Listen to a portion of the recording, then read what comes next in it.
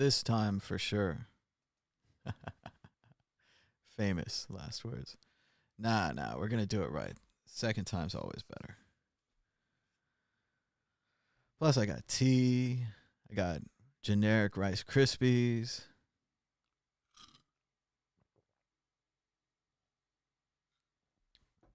This time it's going to work. Oh, yeah. We're in the right YouTube this time. Check it out. We're in the right YouTube. It's happening now. Oh, I'm messing up my perfectly placed like button. No. Not the like button. There it is. One like. There we go. I'm in the right YouTube this time. All right, we were reading from the Devil's Dictionary by Ambrose Bierce. Fortunately, it's so good, you can just flip randomly into it.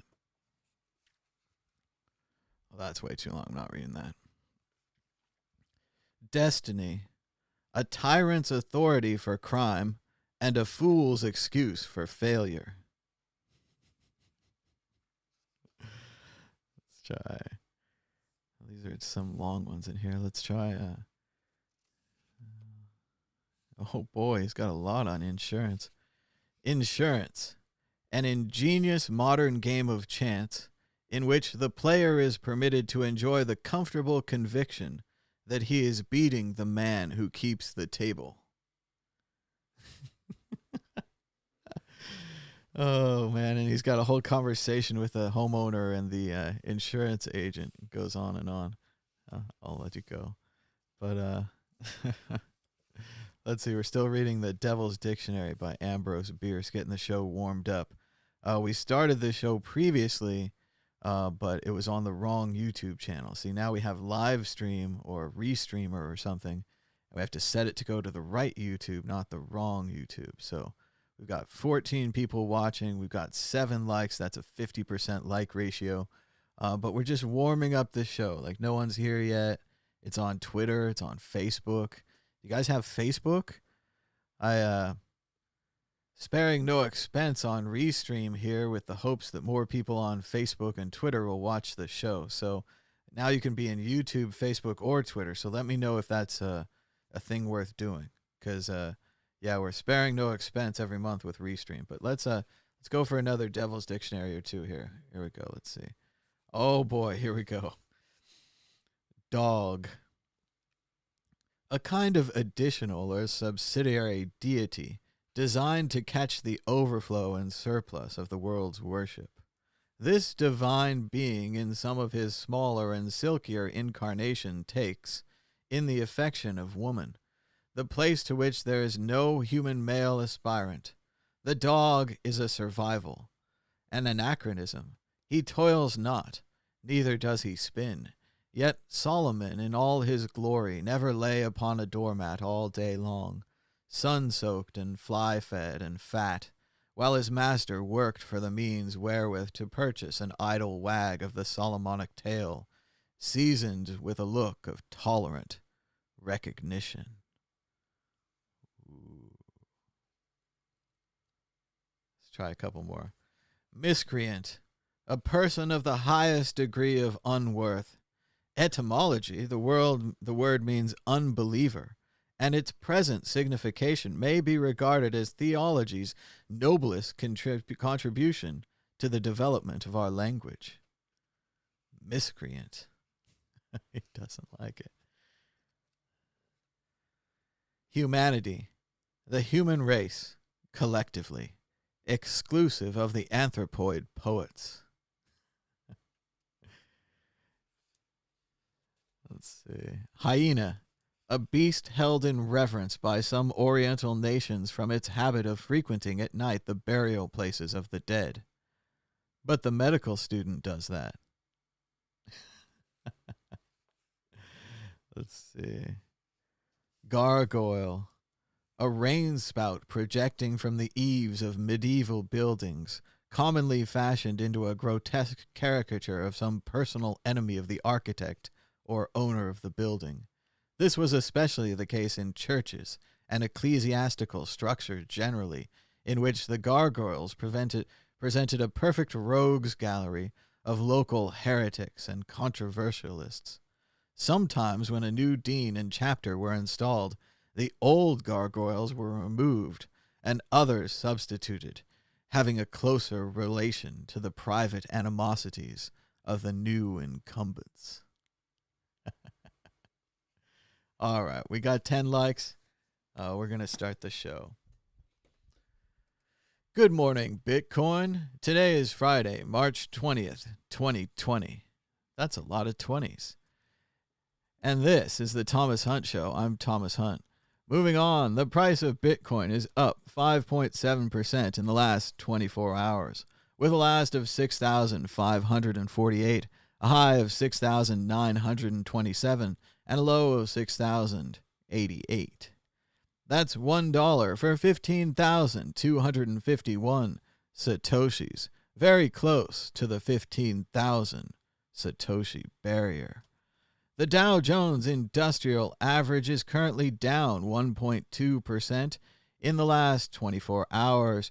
Checking out the Dow, the previous close was 20,087. Currently, the Dow is at 19,814, having started off up to 20,432, fallen down to 19,888, climbed all the way back up to 20,000, looks about 508, fallen down to 19,991, back up just above the line, and now about midday in trading, it seems to be trading about down 1.2, 1.3%, likely because California closed its everything just like Nevada the previous day. So we are continuing to see the effects of the coronavirus. I've got 12 likes and the button's too big. We need more likes to make the button bigger. Like this show. Thanks so much. It helps more people find the show. Checking out coronavirus cases. Here we are. Let's see. No, that's not the one we want. We're looking for more of a drum roll, but we don't have that, so not so good. But here we go. Let's refresh the page. Okay, it only went up just a little bit in the last few minutes. Coronavirus cases worldwide, 258,839, 10,544 deaths. For those of you keeping track of this, it seems to be doubling about every 7 days. So in 7 days, this would be 500,000 infected and 20,000 dead. Estimate. That's why you should stay the fuck home. Stay the fuck home. Thank you. And like this show. Liking this show helps more people find this show, more people finding the show, more people in the chat, more people calling in, longer shows, better shows, more shows. Like the show. The Fed application, will it load? Let's drink some tea. Everyone have their tea at home?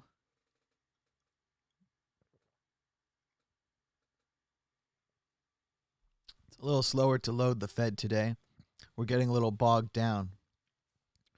As you can see, the Federal Reserve game with myself, Satoshi Nakamoto, as chairman in reserve, we have now printed, that's million, that's trillion. We've printed $10 trillion. Excellent. Let's get a few more prints in there. And of course, now that we are so rich with our $10 trillion in reward, we can really go shopping over here at the store.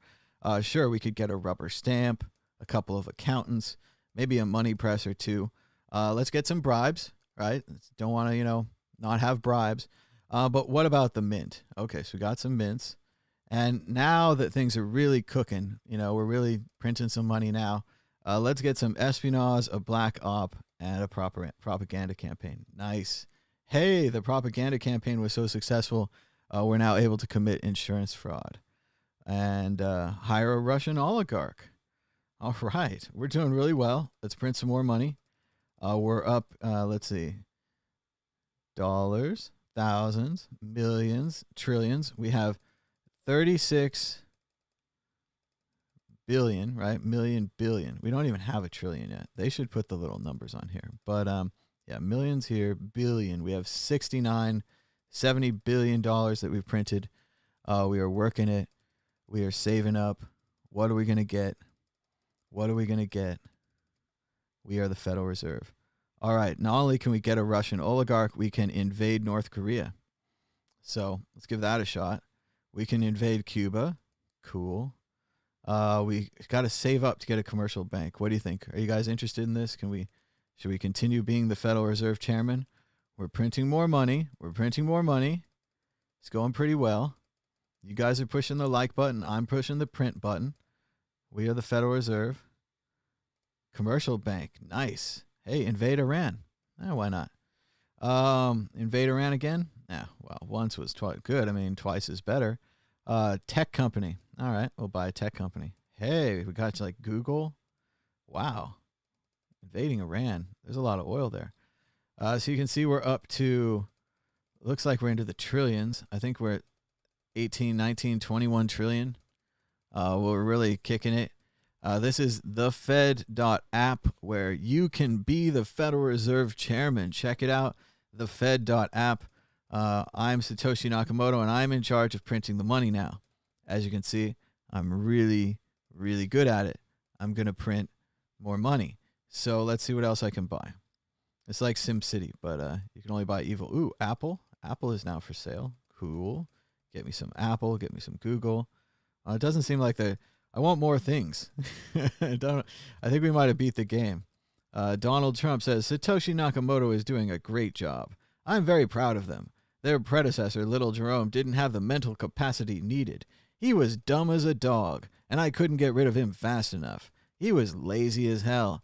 Now it's a whole new ball game. Great spirit at the Fed. So it looks like we're up to $200 trillion. Still printing.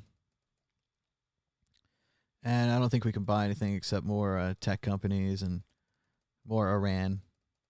Got a lot more Irans. I mean, maybe there's an end if we like buy everything. Wow, we're buying all the banks. So if you print enough money, you can just buy anything. Like, that's what I'm learning from this game. You guys loving this? I like printing this money. I'm going to come back later, see if we unlock anything else. We'll keep this money rolling.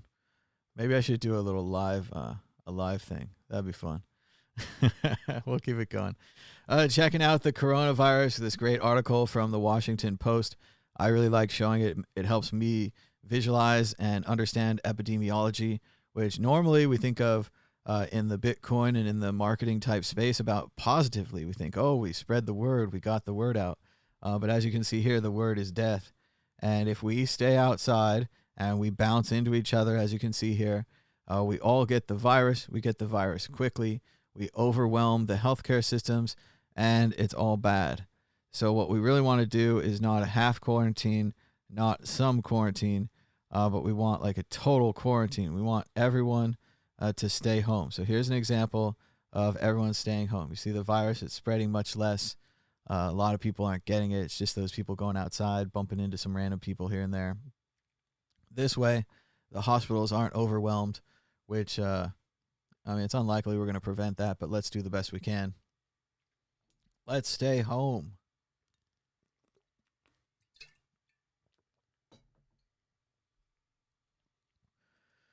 All right, let's keep going. The ultimate medical hackathon. How fast can we design and deploy an open source ventilator? Do you like 3D printing? Are you into gadgets? It's time to you to volunteer to build an open source ventilator. All you can do is save humanity. That's all you get. Coronavirus cases in the United States. Here comes the big refresh. Oh, it just went from 14 to 16. That doesn't make me feel good. Coronavirus cases in the United States, 16,000. Deaths, 219. It was about 10,000, seems like yesterday. If it goes to 20,000, previous doubling rate was around every 3 days. Given that it went from 10 to 16 in half a day or a day here, it's very possible that we see it double in 2 days instead of 3 days, which would mean that it's accelerating. So likely accelerating in the United States. Remember, we're watching for, we do not want exponential growth. We're the anti-tech company these days. We don't want to go viral. We want to stay non-viral. So the green line is going viral, straight up like an S curve. Linear is a nice red line, and geometric is the blue line. So we don't want viral. This is our enemy, the coronavirus.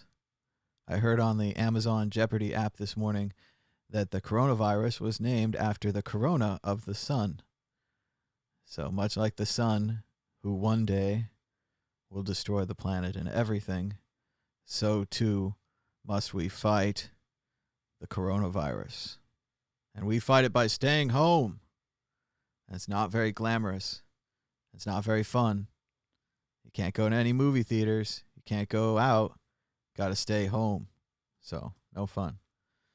Checking out what's been happening on Twitter in the last 24 hours since we were boiled like frogs in a pot. And things were starting to get hot. We've got a new interview on the World Crypto Network. Check out Crypto Katia. She's helping out Trezor with the marketing. Trezor's a very cool crypto hardware wallet that you can get to store your Bitcoins in. And we met Katia at the Lightning Conference in Berlin. Very cool. Check out our interview with Katia. We also have another one with Aaron Van Weerdum from Bitcoin Magazine. So check that out on the World Crypto Network right here down below the place that you're at. OAN reporter asked a bonkers softball question at Trump. She was talking about her opening was something like, is Chinese food offensive because Chinese food comes from China? And of course, Trump, took it and he's like, yeah, of course it's not. And then she asked about if the media was spreading Chinese and some kind of other rebel propaganda. It was a real heck of a question. We could play it. I don't know if I want. It's kind of political. Basically, she's from OAN News, and that's only in name-only news. In name-only news. Oh, the Daily Beast needs to pop up things. Case, unfortunately. Ooh, loud, Mr. But Cho. no, people that don't show symptoms and people that have doctors that say they shouldn't get it, I would rely on that. This is live. I would rely on that. Mr. President, thank you. Here we go. I have two questions. Do you consider the term Chinese... OAN. Yes, sir. Very good. Thank you very questions. much. You treat me very nicely. Do you consider the term Chinese food racist because it's food that originates in China or it has Chinese... No, I don't think it's And racist.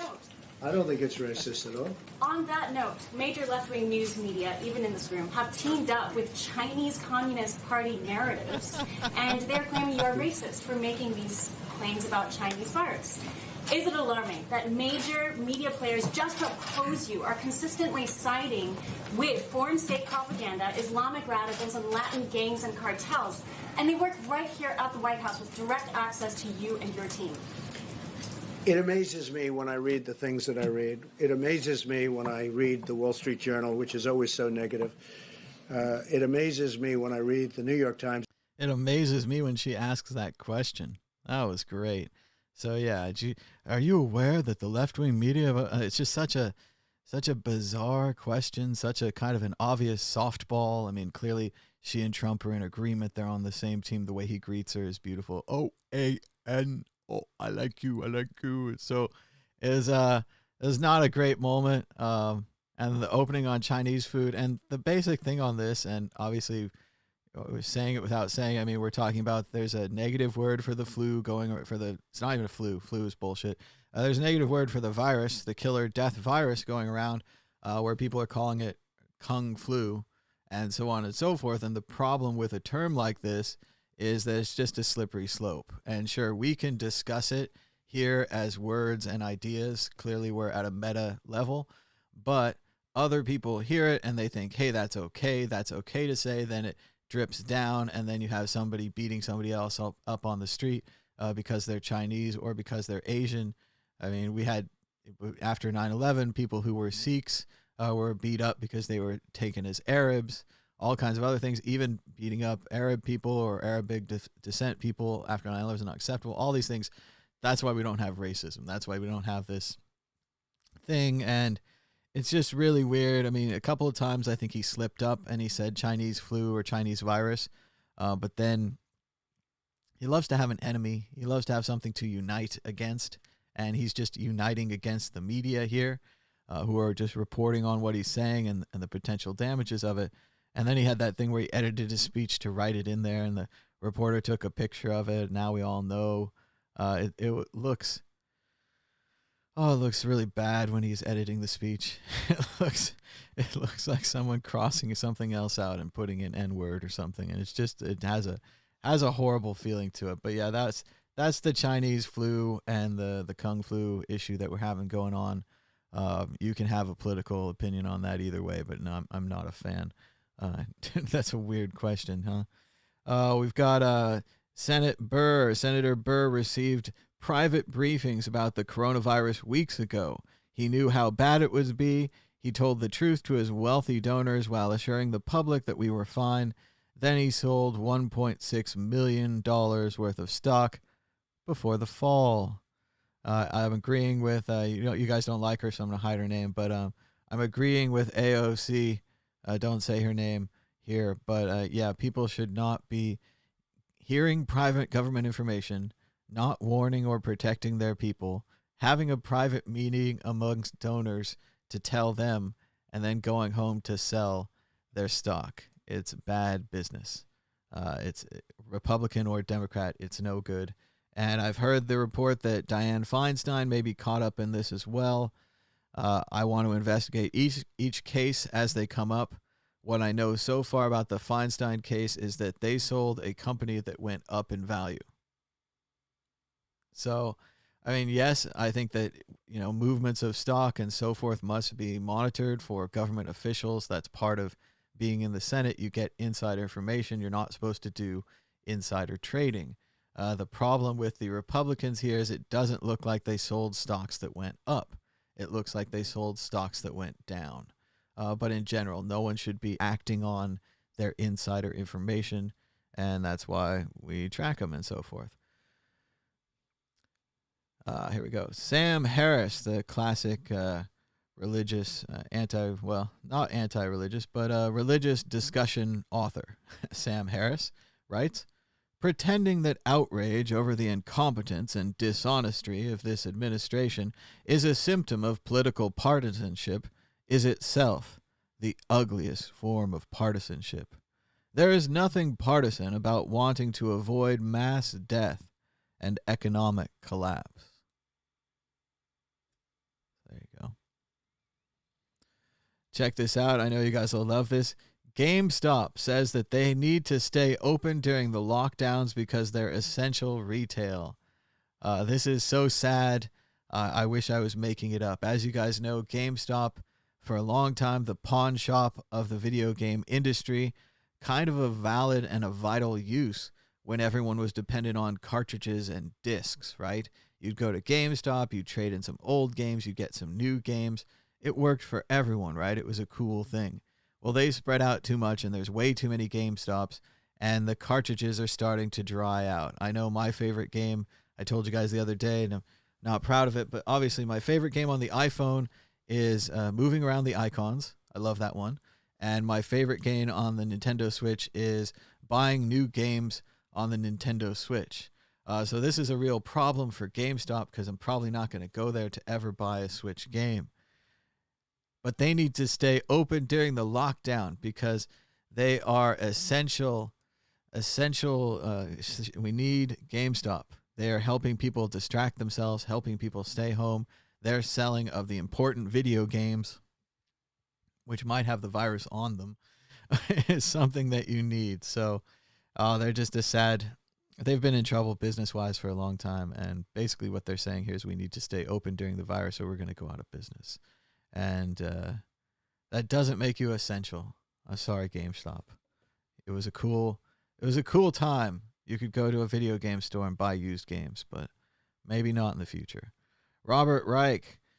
Right. So to review, Republican Senator Richard Byrne warned only his rich constituents about the severity of coronavirus, then sold $1.5 million in stock right before the market nosedived, all while falling in line behind Trump and assuring the public that everything was under control.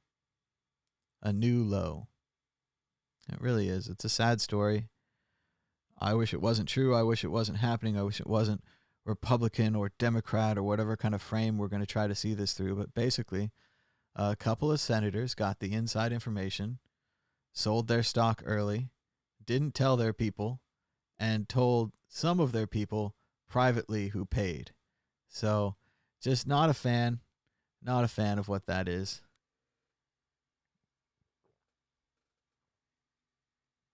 Drinking my tea. Yeah, this is a sad story as well. We're continuing the sad stories. Here's a distraction. This is the king from the Lewis Chessmen. I got this one in Scotland. Oops, there goes the keyboard, the loudest noise in the world. But yes, this is the Scottish edition. I got this in Edinburgh, in Scotland, and at the Fantastic Museum of Scotland there. And this version is different than the English version. The Scottish versions look more weathered. The English versions from the British Museum are smoother. This is the king. So there you go. There's your distraction. Now, the CEO of Cirque du Soleil laid off around 4,900 people, 95% of Cirque du Soleil, via video chat in less than 2 minutes. It's so much for Cirque du Soleil, so much for Las Vegas. We used to have some cool shows, and I hope we'll have some cool shows in the future. Personally, I never went to a Cirque du Soleil show. They were like $80 a piece, so I didn't go. But I think it's cool, and I think it's super sad that all these people got fired this way. I'm sure the business had no choice, much like GameStop. We're talking about Cirque du Soleil was already in trouble, already not selling enough tickets. They kind of saturated. Every casino in Las Vegas had a Cirque du Soleil. It wasn't as special as it used to be, but I don't know what's going to top it. I don't know what made it so great. I never saw it, but it's canceled now. So let's just keep moving. In addition to Senator Burr, Senator Loeffler also dumped millions in stock. Seems about $2.5 million. She's rumored to have upwards of, I want to say it was 50. It might have been $500 million. But she needed more. When she was told about the coronavirus and that it was really bad and going to wreck our markets, she went and sold her personal stock and didn't tell her people, didn't attempt to pass bills to improve the situation. It's a sad story out there. And last night, 14 hours ago, California Governor Gavin Newsom announced a statewide closure for California. People should stay home amongst the coronavirus update. Let's see what he said. We need to bend the curve in the state of California. And in order to do that, we need to recognize the reality. The fact is, the experience we're having on the ground throughout the state of California, the experience that's manifesting all across the United States, and for that matter, around the rest of the world, require us to adjust our thinking and to adjust our activities. In the state of California, many people That's are very nice. They turned on his mic. with these adjustments. A number of days ago, there were 6 Bay Area counties that led with stay-at-home orders. Now, as I speak, some 21.3 million Californians reside in a community, in a city and or county that have similar orders. A state as large as ours, a nation state, is many parts, but at the end of the day, we're one body. There's a mutuality and there's a recognition of our interdependence that requires of this moment that we direct a statewide order for people to stay at home. That directive goes into force and effect this evening, and we are confident that the people of the state of California will abide by it. They'll do the right thing. They'll meet this moment. They'll step up, as they have over the course of the last number of weeks, to protect themselves, to protect their families, and to protect the broader community in this great state in the world that we reside in.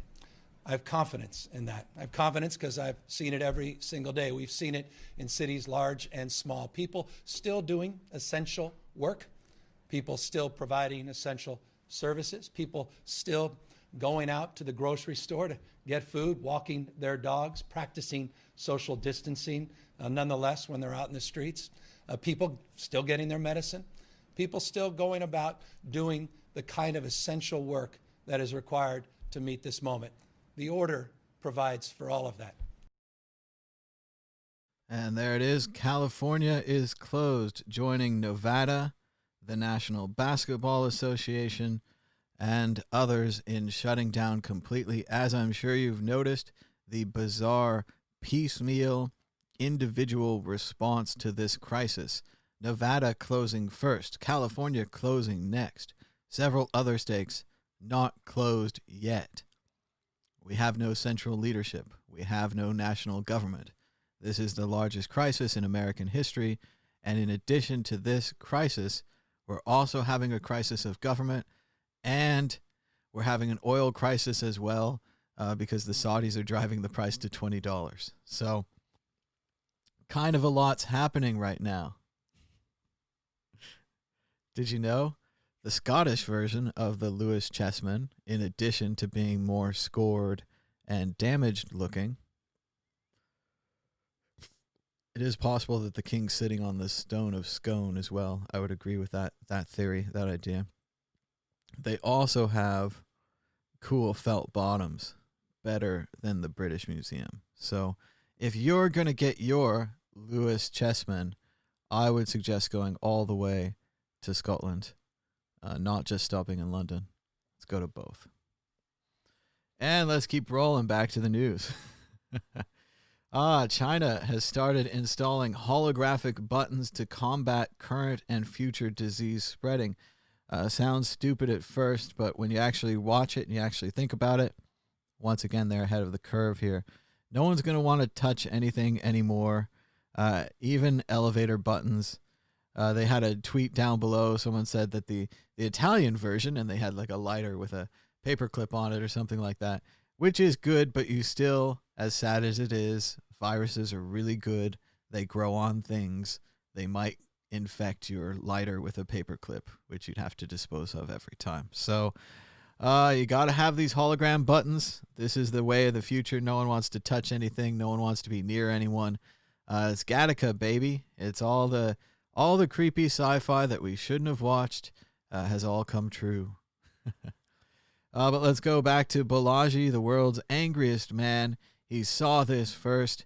He was furious that the media was mocking the tech bros who had decided to start fist bumping and to stop handshakes because of early fears of the coronavirus and because they probably didn't like touching people's hands anyway. And he was mad about that. He's been right about the virus, and now he's like an angry, vengeful, virus-filled god. But in this way, I completely agreed with Mr. Balaji. He was right on here. He says, and he's talking about the California situation. So here, get your libertarian hat on. Get ready to disagree with quarantines. Balaji says, to reiterate, lockdown without scaled testing will not achieve desired ends. Number one, the virus is inevitable. Number one, the virus is invisible. Testing makes it visible. Use a graduation of test, thermometer, CT, PCR. Identify red and green zones with high and low virus percentages. Let people in green zones out of lockdown. And he's talking about a way that our society could continue if only we had these tests. If only we had these tests that they offered to us and we wouldn't take because we wanted to make our own version so we could profit. Yay, profit. And that we didn't prepare, that we didn't tell people in advance, that we thought it was no big deal. We were in some kind of bizarre belief this would stay in China. Not myself personally, but the government was for some reason. I can't figure out why. But yes, if we had the testing, we could do what Mr. Balaji says. We could test everyone. In absence of testing, which is what we have now in the United States, our best hope is actually to stay home. So it's one of those, the quarantine is your seatbelt. Yes, the government's forcing you to wear your seatbelt, but if you don't wear your seatbelt, you're going to fly through the windshield. And the windshield doesn't care if you like the government or you like to be forced or you don't like to be forced or your safe word was windshield. It doesn't care at all. So much like the virus, the windshield, they don't care. So let's keep going. What else is going on? A number of confirmed cases, more Balaji. He says, also, we don't know if the lockdown is working to bend the curve without scaled testing. We don't know when to let people out of lockdown without testing. Extended lockdown causes mass unemployment and bankruptcy. So, yowza. And he's pretty much right on the last one. That's why we need universal basic income so badly, not only now, but in the general crisis of robotics and jobs going away. We need to stand up for people. We need to say, hey, humans are worth something. Humans are interesting. Basically, if you think about this as a simulation, and we're always down to further extend and discuss simulation theory. But if we think about this as a simulation, and sir, I read that book Fall by Neil Stephenson. I told you it was Fail a bunch of times, but that's pretty close to Fall. And in Fall, they have these people who recreate themselves in the computer. And if you think about it at first, there's only one person in the computer. That's pretty boring for the computer, right? The computer is doing all this work to simulate one boring person that has a certain number of decisions they can make, but it's very limited. Think about 10 people in the simulation. Think about 100 people in the simulation. Think about 1 million people in the simulation. Sure, it's very difficult for the simulation to manage 1 million people or 1 billion people. It's difficult to feed them and house them and clothe them and have roads, all these kind of things, right? But if the machine could pull it off, think how interesting the data would be. And in the same way with our civilization, where we've grown it haphazardly and in many directions like an out-of-control SimCity, we've developed a lot of people. And I think a lot of value in those people. And I think those people are worth saving. And I think that's going to be our attitude in the future, that this unique data, this contribution of everyone is worth saving, is worth even sacrificing for, even working together for. And again, we're back into the old arguments. But user input is unique and valuable. I think the back of the king's hair looks like octopus or tentacles. It has a nautical look, as though these pieces were designed and carved by pirates or sailors, people of the sea, who found these pieces of ivory, elephant tusks, whales, and so forth. Maybe whale teeth, stuff like that. Let's keep moving. Before the virus outbreak, a cascade of warnings went unheeded. The federal government knew last year that the country was unprepared and underfunded to fight crimson contagion. Another nice way of saying that it's red. The virus is red. And it's nice they didn't say Chinese crimson contagion, despite the beautiful triple alliteration. In Italy, they're calling the coronavirus the apocalypse. The hospitals are hardest hit, as you can see in this picture here below. A mass of people in the rooms, all attached to IVs, presumably needing ventilators. Italy. It's coming here. Not that long. Meanwhile, the Agricultural Department says that they would appeal a judge ruling saying that it would be arbitrary and capricious to move forward during a global health crisis with food stamp changes that could force hundreds of thousands from the program. That's right, even now, as things are bad and maybe getting worse, the Trump administration is working hard to kick people off food stamps. That's great. As Joe Biden says, this administration is truly morally bankrupt. I agree with that. Peter Woolley, I have never seen such a ridiculous promoted tweet. And it's IBM saying that blockchain on the IBM cloud helps everyone from growers to grocers trace food supplies, preventing food waste during recalls. It is pretty bad. I don't know why you'd need blockchain for a database of growers to grocers tracing food supplies. A blockchain is a secure database that can be used by many users who don't have the ability to change the database. So obviously, if the growers or the grocers were hacking the food supplies or representing the data improperly, you would need a blockchain. So seems like a lot of extra computing waste for someone who really just needs a database. But you don't have to take my word for it. Peter Woolley, Bitcoin developer, says, I have never seen such a ridiculous promoted tweet.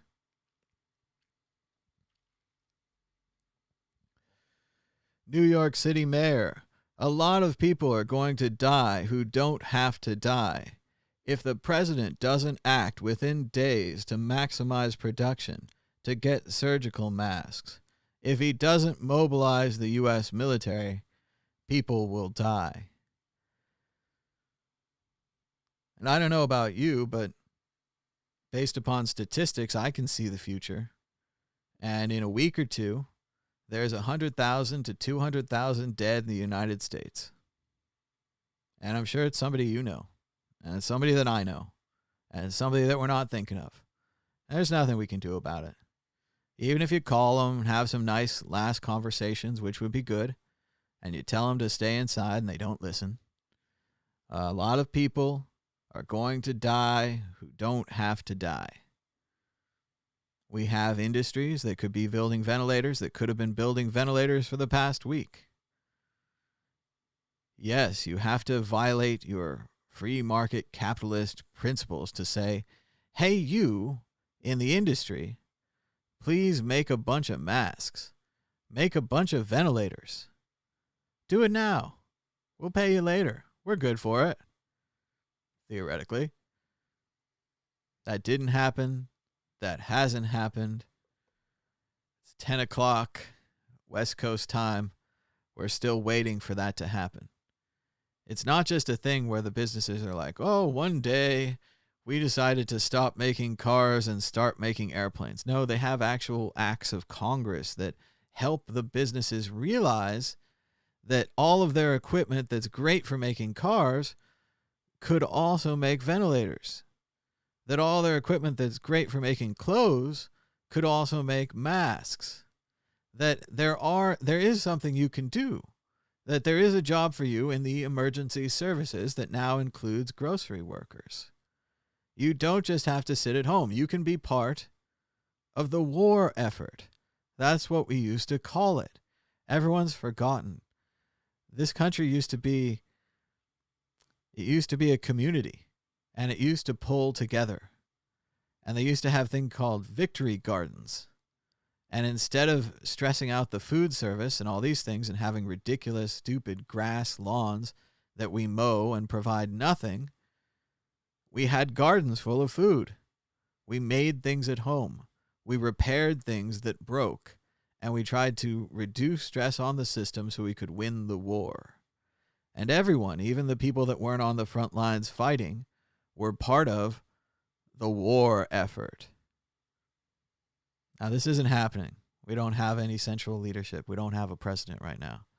No one's up there saying, you clothing companies, welcome to the war effort. You car companies, manufacturers of any kind, welcome to the ventilator effort. Masks and ventilators. Hand sanitizer. Beer companies. Budweiser. This little thing in Scotland, the Brewdogs, is kicking the shit out of you, Budweiser. What is wrong with you? Make some hand sanitizer. Oh, people in the chat still don't believe in viruses.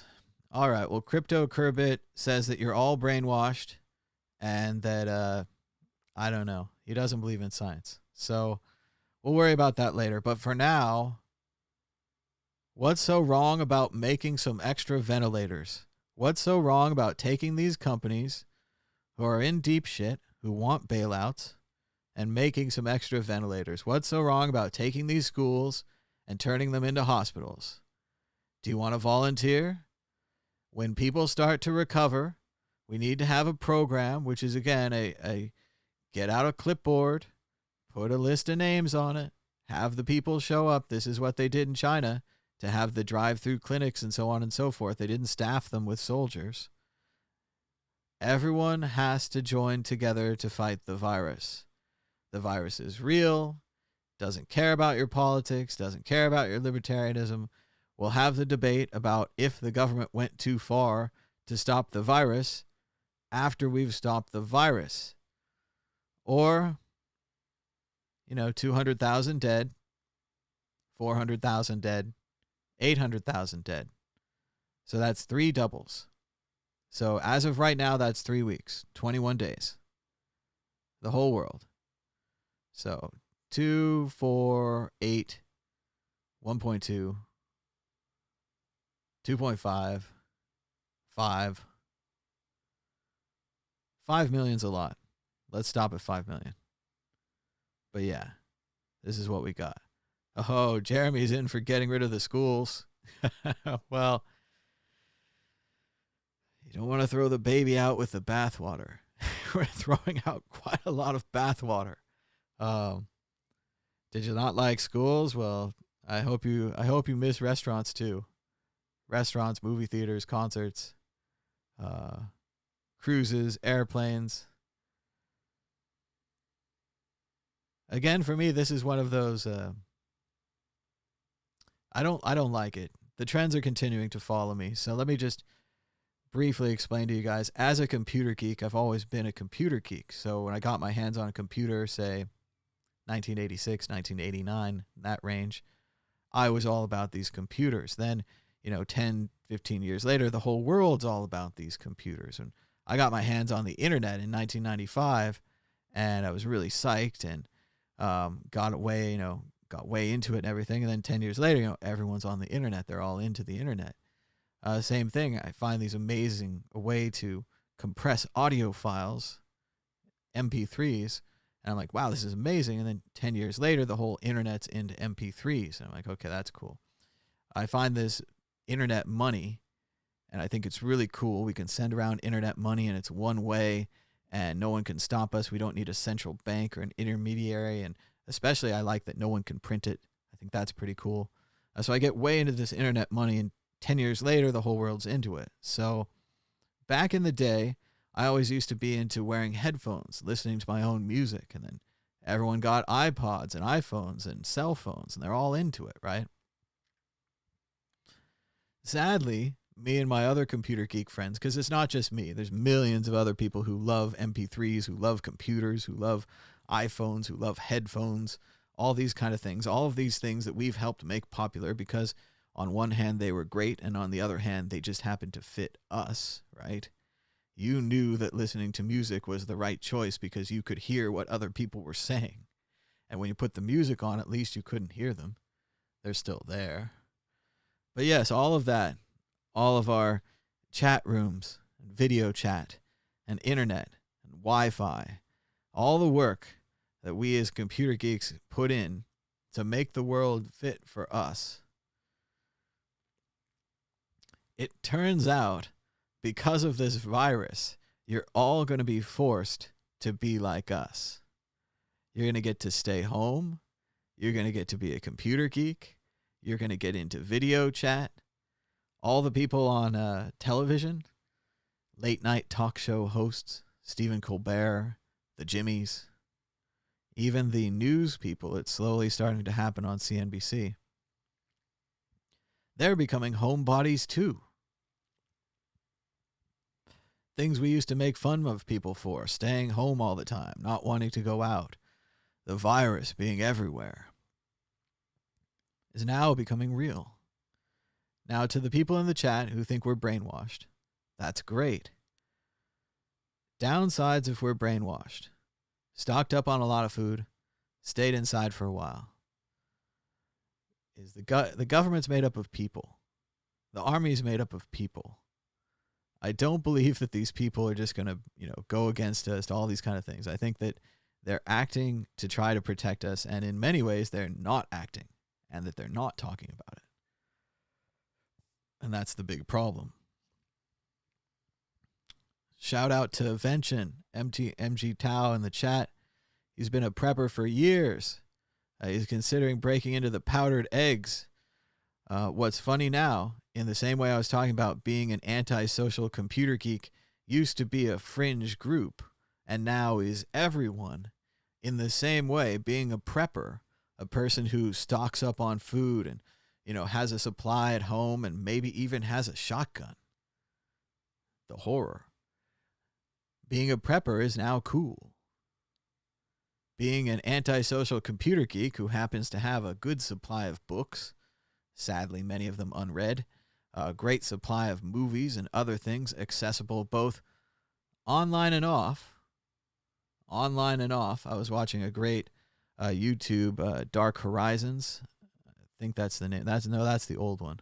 Midnight's Edge. Sorry, it's a movie information video site. And they were talking about Star Wars and all the things. And one of the things they said is that Netflix had turned down their bit rate recently. If you guys know, it used to be piracy, it used to be torrents, but now it's video streaming that takes the most bandwidth on the internet, and specifically Netflix streaming. They're still number one. And Netflix reduced its bit rate, so the videos you're getting are not as high quality as they used to be. This probably doesn't matter. You can probably barely see it. But if you're a true quality file, this is why you have Blu-rays at home. As well as if there's a disruption or in the internet, good thing we got rid of net neutrality. That's going to come up. If they decide that the internet is now for serious business only, and that government and corporation video chats need to be held at a higher level than, say, some idiot watching New Girl on Netflix, they're going to reduce your bandwidth. And thanks to killing net neutrality, it's probably a lot easier for them to do that. Netflix has already done it by reducing their bandwidth. But if you got the Blu-rays at home, you can always pull them off. You can watch whatever you want in high quality with no interruptions. Something to think about as more and more people get into the internet as they stay home. And they stay on the internet all the time. And they stream all day long. We're into all the movies now. WALL-E, Fahrenheit 451. People just leaving the view screen on in the background. It's comforting. It's comforting to have the view screen on. So there we go. That's where I think we are. A lot of people are going to die who don't have to die. Checking out another chart. We love charts and graphs, even when they're sad.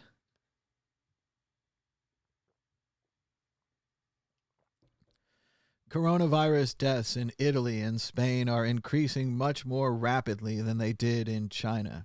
The cumulative number of deaths by number of days since the 10th death. And as we can see in the chart here, starting out Japan, Switzerland, Netherlands, UK surging very early, but surging. US seems to be going straight up. Iran in big trouble and Italy in real trouble here. They have a jagged line here showing that Italy, for some points, was above a 33% daily increase. 33% up. That's 3 days to doubling, about, on average. Spain also very much out of control. Oh, I was supposed to be in Spain right now. It's too bad. And then China at the top still. So as everyone didn't believe the Chinese numbers, we're now seeing the other world, the rest of the world numbers spiking and surging much, much worse in the death rate. Kramer this morning on CNBC, I could only manage a few minutes of television before I had to turn it off. He said, $1 trillion is actually a very small thing. It's an aircraft carrier. Maybe we need 4 aircraft carriers. And he's talking about the $1,000 stimulus, that the $1,000 stimulus might not be enough. Richard Painter has just written a book called The American Nero. So he was horrified and probably pleased for the marketing when Trump tweeted a meme of himself fiddling, drawing a comparison to Roman Emperor Nero. For those of you who are not into Roman history, which is too bad because it's super fascinating, Roman Emperor Nero famously fiddled while Rome burned. Some say he actually got out on the balcony with the fiddle, like for real. But in general, it refers to his bad state of affairs, the corruption in Rome, and the general destruction that went on around him. Also, Nero famously made one of his horses into a senator. He said that he was more sensible than the rest of the body.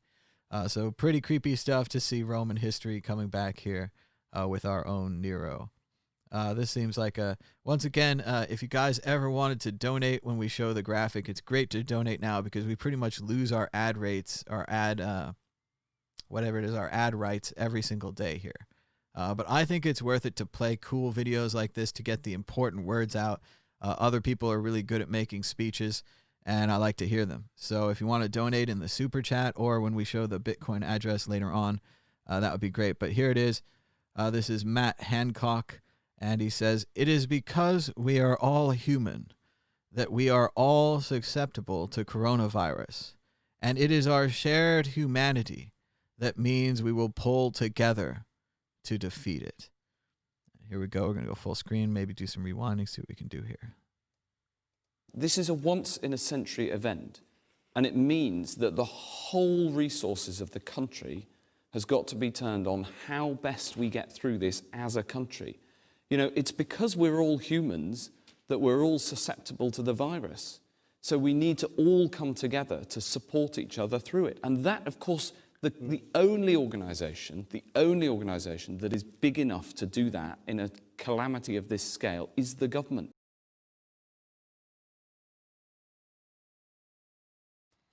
That was shorter than I thought. The only organization at scale is the government.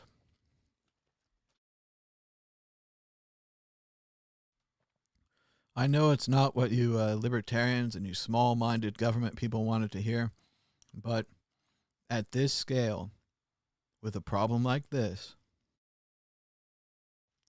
the only organization who can handle it is the government and maybe the military.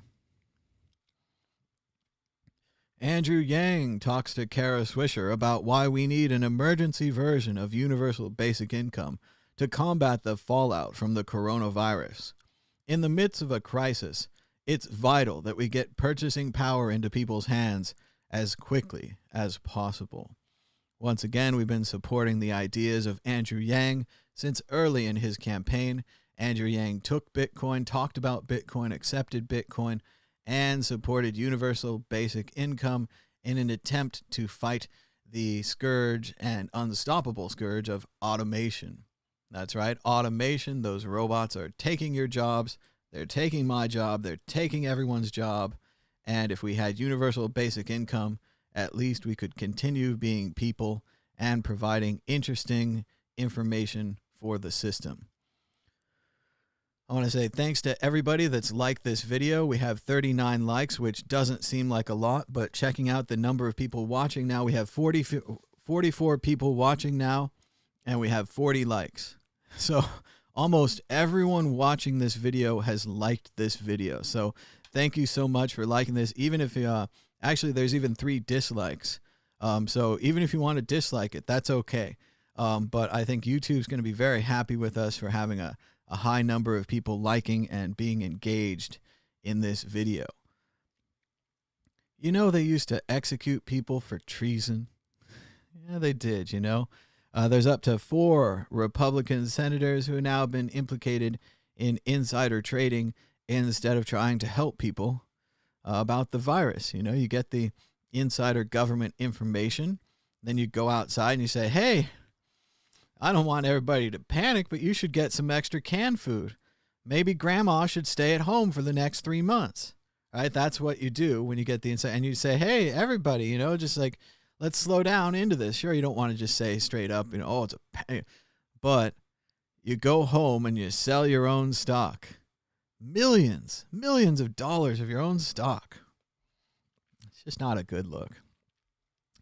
Speaking of not a good look, this was David Riley at DRileyAmusing on Twitter. He had his morning commute to London. It doesn't look good. I wish all these people the best. As you can see, some of them have masks.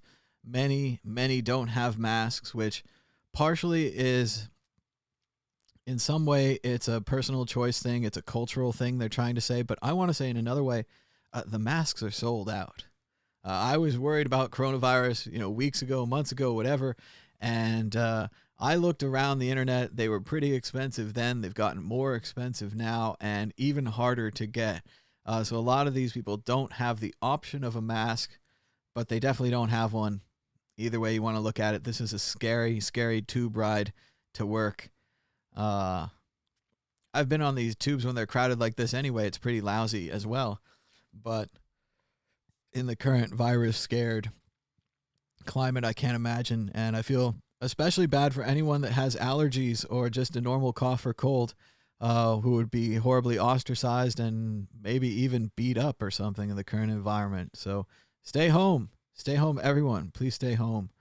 I tried to explain to people why public servants using private government information to make personal profit while not protecting their people is wrong.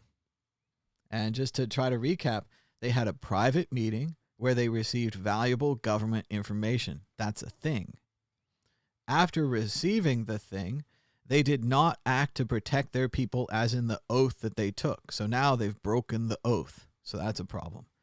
Instead, they briefed private meetings of rich constituents. So they took the thing that they got from the government, then they gave it to rich people who had given them money. Right? So that's a misuse of the thing that they got from the government. Then they used the thing and their brains to sell all their personal stock. That's the problem. That's what they did wrong. See, it's the thing that makes it different. If you go on Twitter and you read Balaji, and Balaji's a cool dude, and Balaji's all freaked out about the virus, and you trust Balaji, that's fine. You got the information from Balaji. You got it for free. Even if you paid Balaji to get on his private mailing list or something, and he emails you and he says, I'm worried about the virus, and you listen to him and you sell, that's fine. You paid for that information. The problem here is the information that they got is because they're government servants. Their job is to serve the people who elected them. So when they get special information like this, they're supposed to use it to help the people that they were elected for, their constituents. They're not supposed to use it for small private groups of constituents or for their own personal gain. All right, so that's how it works. So there you go. It's explained to you. Libertarians, pay attention.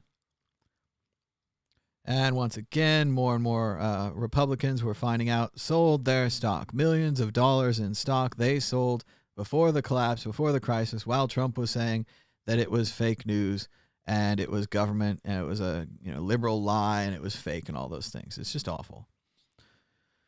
700,000 Americans to be stripped from food stamps. We talked about that. We talked about this.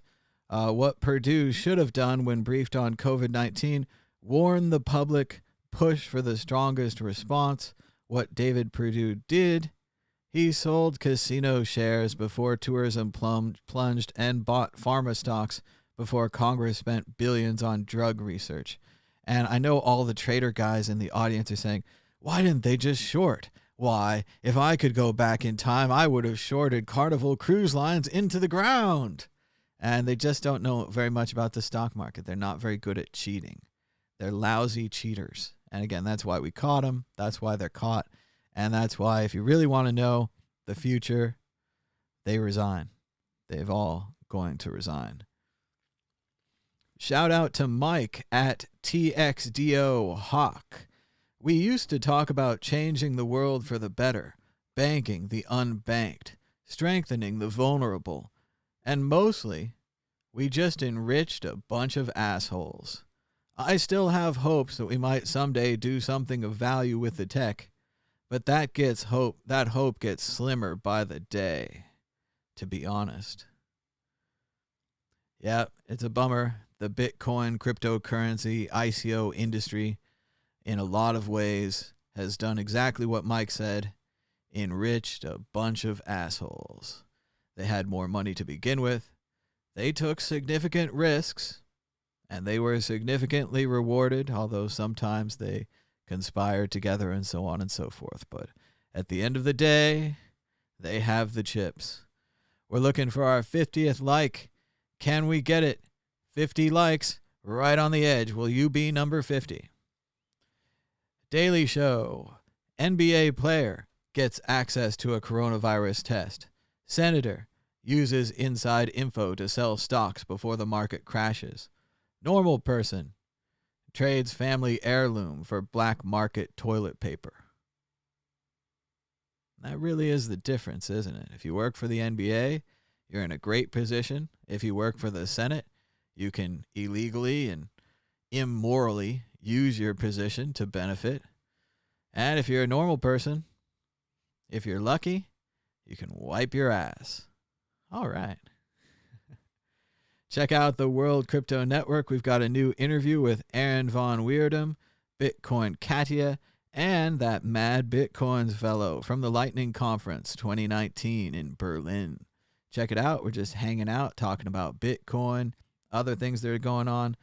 Aaron really enjoyed the conference. There were a lot of great speeches and speakers. I was mainly in the room doing the interviews, but I enjoyed that too. As Aaron said during the interview, because I told you I was writing a book about Bitcoin history, it means you're going to ask me about it every time? Yes, exactly. So, let's keep going. Up the line. Mad Bitcoins, right. Did anyone dream one time that the world got shut down and suddenly all the TV shows were done at home like YouTube videos and no one went outside at all? Hey, wait, I had that dream. I'm dreaming it right now. Maybe it's a nightmare. And since we probably lost our ad rights already, shout out to Josh at Josh Man Mode on Twitter. He says, it's getting bad out there, guys. Pray for our country. And it's only 20 seconds, but it's funny. For this coronavirus bullshit, man. Here we go. Sorry. These guys are going insane with this doomsday prepping over this coronavirus bullshit, man. A guy's pulled over on the side of the road, so I figured, hey, I'll stop, see if he needs a hand or whatever. I says, bud, what's going on? He says, I'll give you a case of toilet paper if you let me see your pecker. I'm not even joking, you guys. It happened right fucking over there. Fucking people. Pretty good, huh? I'll give you a case of toilet paper. I can see your pecker. And he points with the toilet paper in his hand. Oh, that was a good one, man. Good work. He got 503 retweets, 2.1 thousand likes, and a smile from me, Josh. So good stuff. Yesterday, we had a poll on the @MadBitcoins Twitter account, which, of course, you should follow if you're interested in Mad Bitcoins. Yesterday's poll: is the current plan for $1,000 stimulus enough? Yes, 12%. No, 88%. 92 people voted. Current stimulus plan is not enough. That's a lot of sixes. A little while ago when we started this show, there was a $6,666 Bitcoin with 30 cents added on for good measure. Also on Twitter, you can retweet the announcement about this very show. That's right. Retweeting's better than favoriting. It spreads it to more people. Even if you don't have that many people on your timeline, it's still better to retweet than to favorite. And if you shared this announcement, which is also on the @WorldCryptoNet Twitter, you could help spread the word about this show. That's right. We talked about that crazy question. Oh, there's the donation address. Check it out. For 155 Bitcoins and 0.569384 Satoshis, you could donate $1 million to this show. You could do it in a single transaction. It would be just that easy. But if you don't have $1 million, you could always donate $10 or $20 or even $5 or less with the Lightning Network by using the QR code on your screen right now. That's right. Bitcoin donations help support this show, which is especially important because YouTube's demonetizing us, especially when we play audio or video, which is fair use from other channels to try to improve the show and to help discuss more interesting things. We also lose our ad rights when we use the word coronavirus, which happens accidentally sometimes. And sometimes when you use the word Bitcoin, you lose your ad rights too. So there's a lot going on. But you can always help us out by donating And it'll even happen live, like a little graphic will come up and the whole thing. And if I turn on this button here with a Tallycoin software written by DJ Booth, it will make noise. So I'll hear it, even if you just send $5. So check that out. Shout out to the 52 people who have liked this show.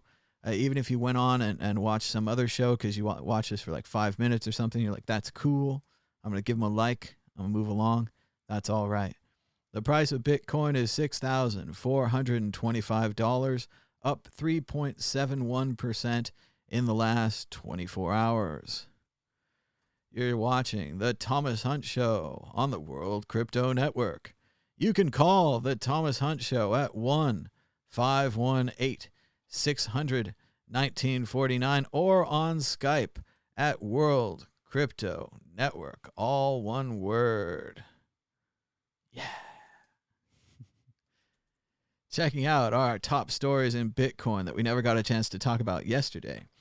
Craig Wright ordered to pay $165,000 in legal fees. The lawsuit against Craig Wright remains in motion, but Wright is having to stump for legal fees incurred so far. Only they could have been much worse. So he probably hasn't paid the he probably hasn't have had to pay the other side's legal fees yet. But if he does lose the lawsuit, he may be responsible for the other side's legal fees as well.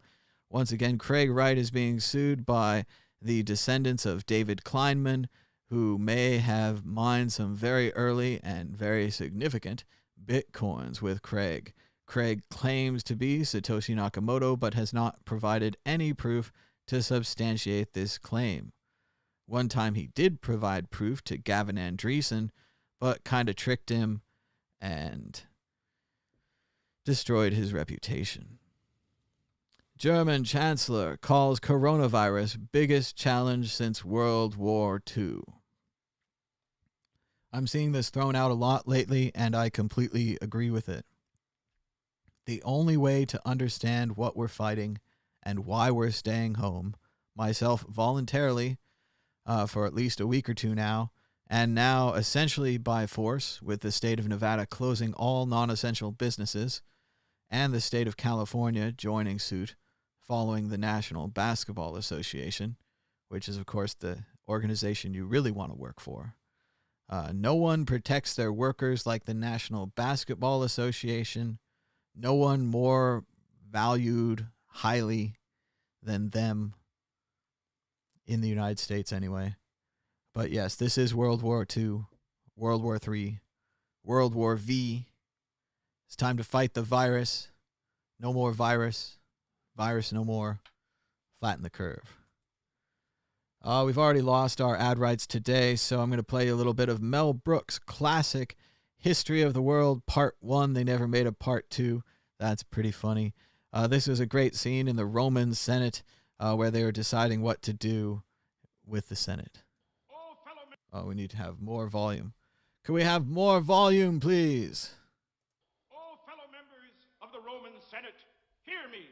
Shall we continue to build palace after palace for the rich? Or shall we aspire to a more noble purpose and build decent housing for the poor? How does the Senate vote? Fuck the poor! Good. Oh, fellow members It's pretty of the good. Roman Senate, It's too quiet, sorry, but shall we continue to build palace after palace for the rich? Or shall we aspire to a more noble purpose and build decent housing for the poor? How does the Senate vote? Fuck the poor! Good. Oh, fellow classic Mel Brooks there, not a Saturday Night Live. This has been going around. This is BRRR.money. I hope it's still working. We're going to try to mess with it a little here. So we started up the money printer. As you can see, the stock market is not going up. We need to increase the money printer. We're increasing more money printing. We've added trillions of dollars. We're refunding the banks directly. We're buying back stocks. We just nationalized a couple companies. Keep going. Keep going. Keep going. Ah! It is pretty great. It might be the meme of the year. And especially what I like is they took the original graphic, which was probably just an animation or just a still, and they built it into this whole animation, this whole game that you can play, where you can decide how much money to print. It's pretty cool. I like the way even the graphics and the little thing, the little meter shake too. That's great. And here we go, big refresh. Got some new information from John Hopkins, the coronavirus.jhu.edu/map. We now have 255,000 coronavirus cases. Seems like it went up 5,000 since my last refresh. Total deaths, 10,444. 87,351 recovered. Checking out the top stories in Bitcoin, it's the price, and the price. Forbes, Bitcoin rally leaves stocks in the dust. Bitcoin blew past stocks today, failing to correlate with equities. Uh-oh. Has Bitcoin returned its trend of being an uncorrelated asset? Ooh. Contrary to popular belief, Bitcoin isn't consistently correlated to anything. No shit, Sherlock. No shit. Two major investment fund CEOs make opposite bets on Bitcoin. Fine with me. This is the Thomas Hunt Show, and it would be better if you called in. Give us a call now at 1-518-600-1949 or Skype us on World Crypto Network. All one word. We're about an hour and 15 minutes into the show. We've done the news. We've talked the talk. And maybe we'll just start inviting random people. If you guys don't want to join me, I've got room for co-hosts. Let me put the word out. Where was my Twitter? Let's see. I'm going to try to get some interesting people. And I think more and more as we do these shows and as I get better at inviting people and scheduling, I can just, go around pasting the link in, seeing if people will join this show. Because I know some people, and I'll bet you'd like to talk to them. So, sending out that link. Let's see what we can do here. Sent it to Mir on Twitter, but she's in Italy. Let's see. Send it to Tatiana, see if she's around. And I'll send it to you at home at 1-518-600-1949 or on Skype at World Crypto Network. Jeremy wants an in-person interview. Seems unlikely. I don't think anybody's going face-to-face ever again. Value all the interviews I did. Value the travel.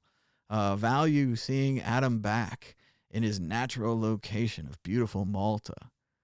Because I'm not sure it's happening again for a while. They're talking about nationalizing the airlines. They're talking about hotels like Marriott and Hilton going out of business. Legendary hotel brands. Ubiquitous hotel brands. But maybe it doesn't last forever.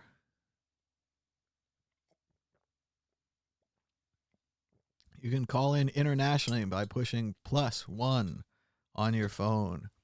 Shout out to Rad Vladdy. He can't call in. He's saving lives.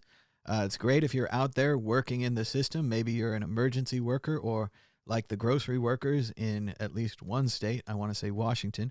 You've been deemed an emergency worker. It's great. Keep working. Listen to something like this. Distract yourself. Listen to some music. Keep your hands clean. Hello, caller. You're live on the World Crypto Network. What's your name and where are you calling Thomas. from? Hey. Hey. It's Marty from San Jose. How's it going, man? Hey, Marty. How's it going? Welcome to the show. Good. What's on your Just mind? tuning in. Oh, well, I don't want to get all doom and gloom today because that's what I did the past few times I called. But I do want to say, my wife and I were thinking about, we're going to start a little garden here. Nice. For medicinal herbs and vegetables and stuff like that, because I had a thought, this was a couple of weeks ago, that with all the food shortages, you know about the Central Valley in California. You said you're from Sacramento, right? Sure. Sacramento, Central Valley. Yeah, that's the farmers. Those are my people. The breadbasket. Yep. Good So old I had a Stockton, thought.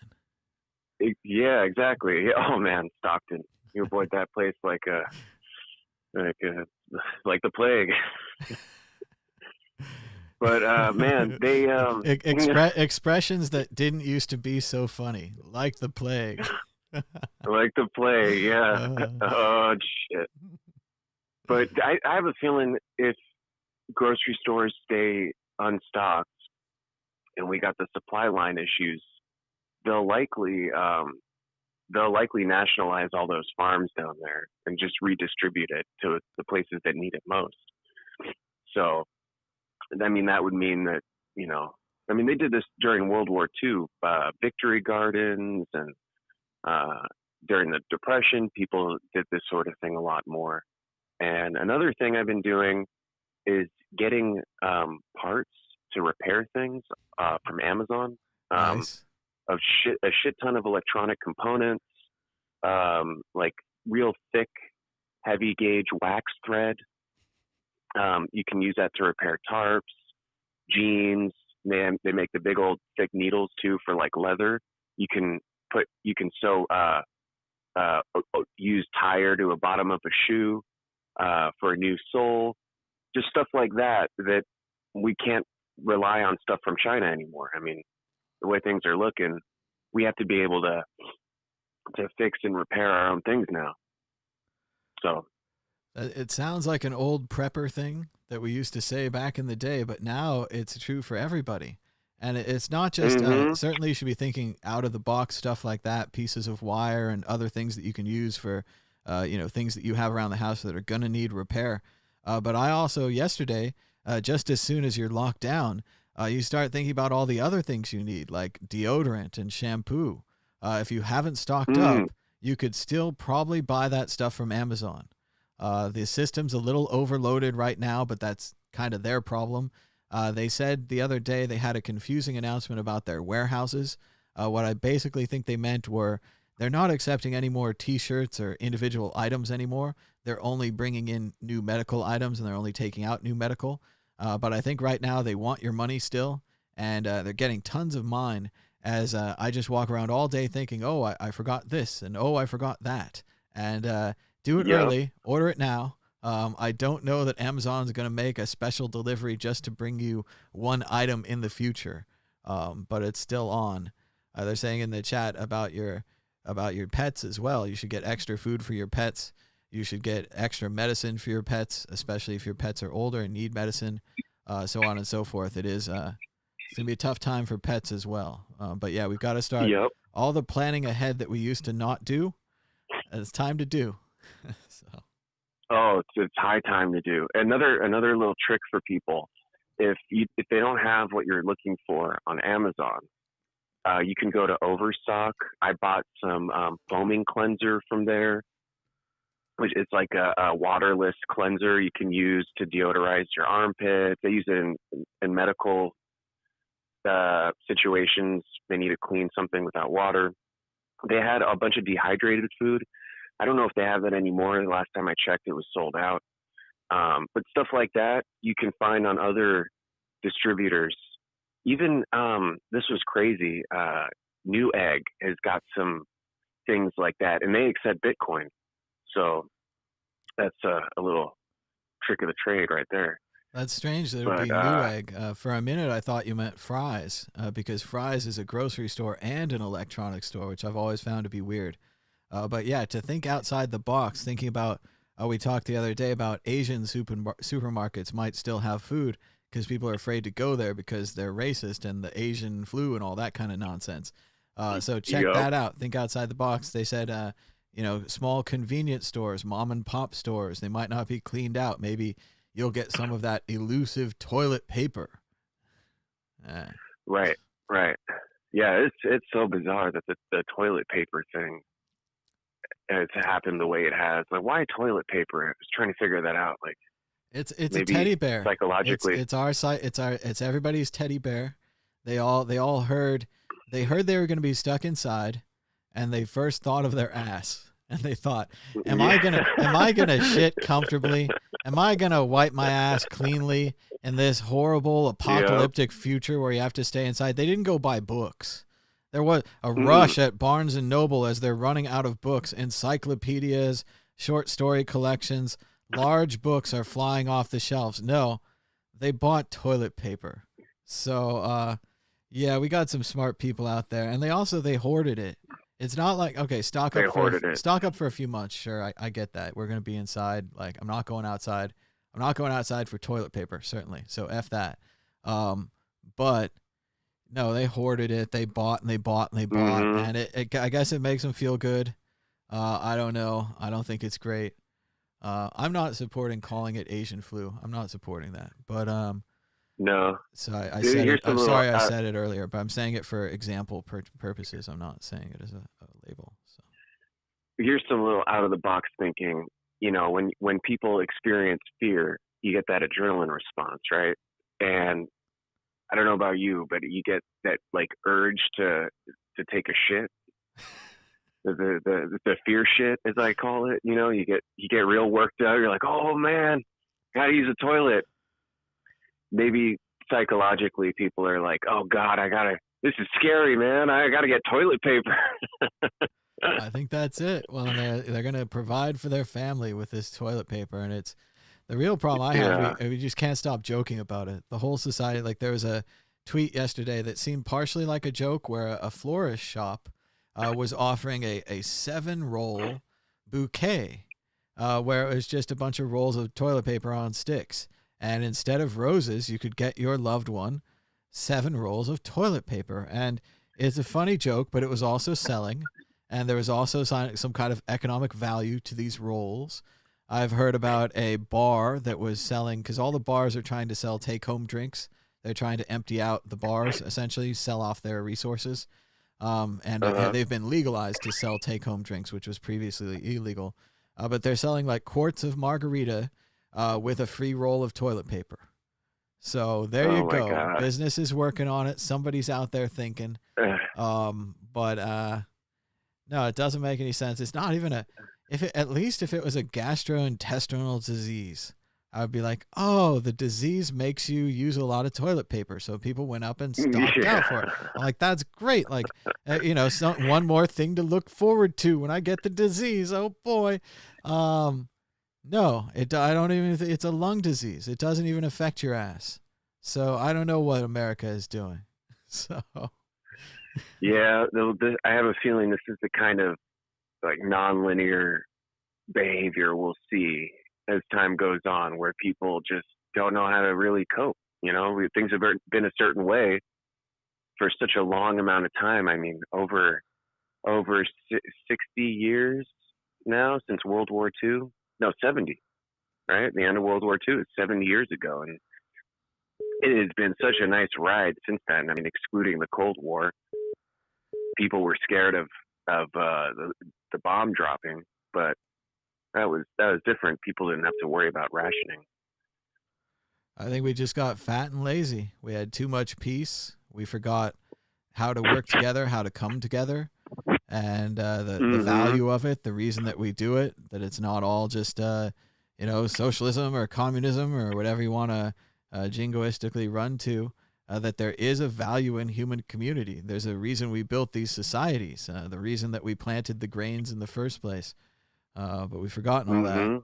So, and gotten so wrapped up in our own heads, and it's the cynic in me says that we almost sort of need this to shake ourselves out of the craziness that has gotten into people, you know. But then there's the other side of that coin where people, I mean, this is something that's invisible. People are distancing, and who knows? Is it really going to bring people back together, or is it just going to, like, really, really throw a wrench into things we've never seen? Well, that's the big thing. It's I'm getting all doom and gloomy. It's a lot like Star Wars. We have a disruption in the Force. Things are off, right? And a balance needs to return. And that's those are creepy words because that's a lot like what's written on the Georgia Guidestones. You guys, if you guys like Stonehenge, we've got a Stonehenge right here in America. We just never talk about it. It's called the Georgia Guidestones, and it's very real. And one day, a mysterious person with a fake name showed up with a bunch of money and had a bunch of granite made and had the granite dragged out to a special spot that they'd bought. And they set up these kind of Stonehenge in America called the Georgia Guidestones. And you can Google that and read about it on Wikipedia. And the That's Georgia good conspiracy Guidestones. fodder. Oh, yeah, it's big conspiracy fodder because on the Georgia Guidestones it says that humanity should be kept in balance with nature. And I forget the exact number, but I want to say it's something like they only want there to be 100,000 people or they only want there to be 1 million. Something like that. There's way too many people and not enough trees. 500 million. Yeah, 500 million, much less than we currently have. So there's not a great thing going on in those Georgia Guidestones, but somebody out there is a big environmentalist. Looks like we got another call. Hold on just a sec. We're going to go to the other call.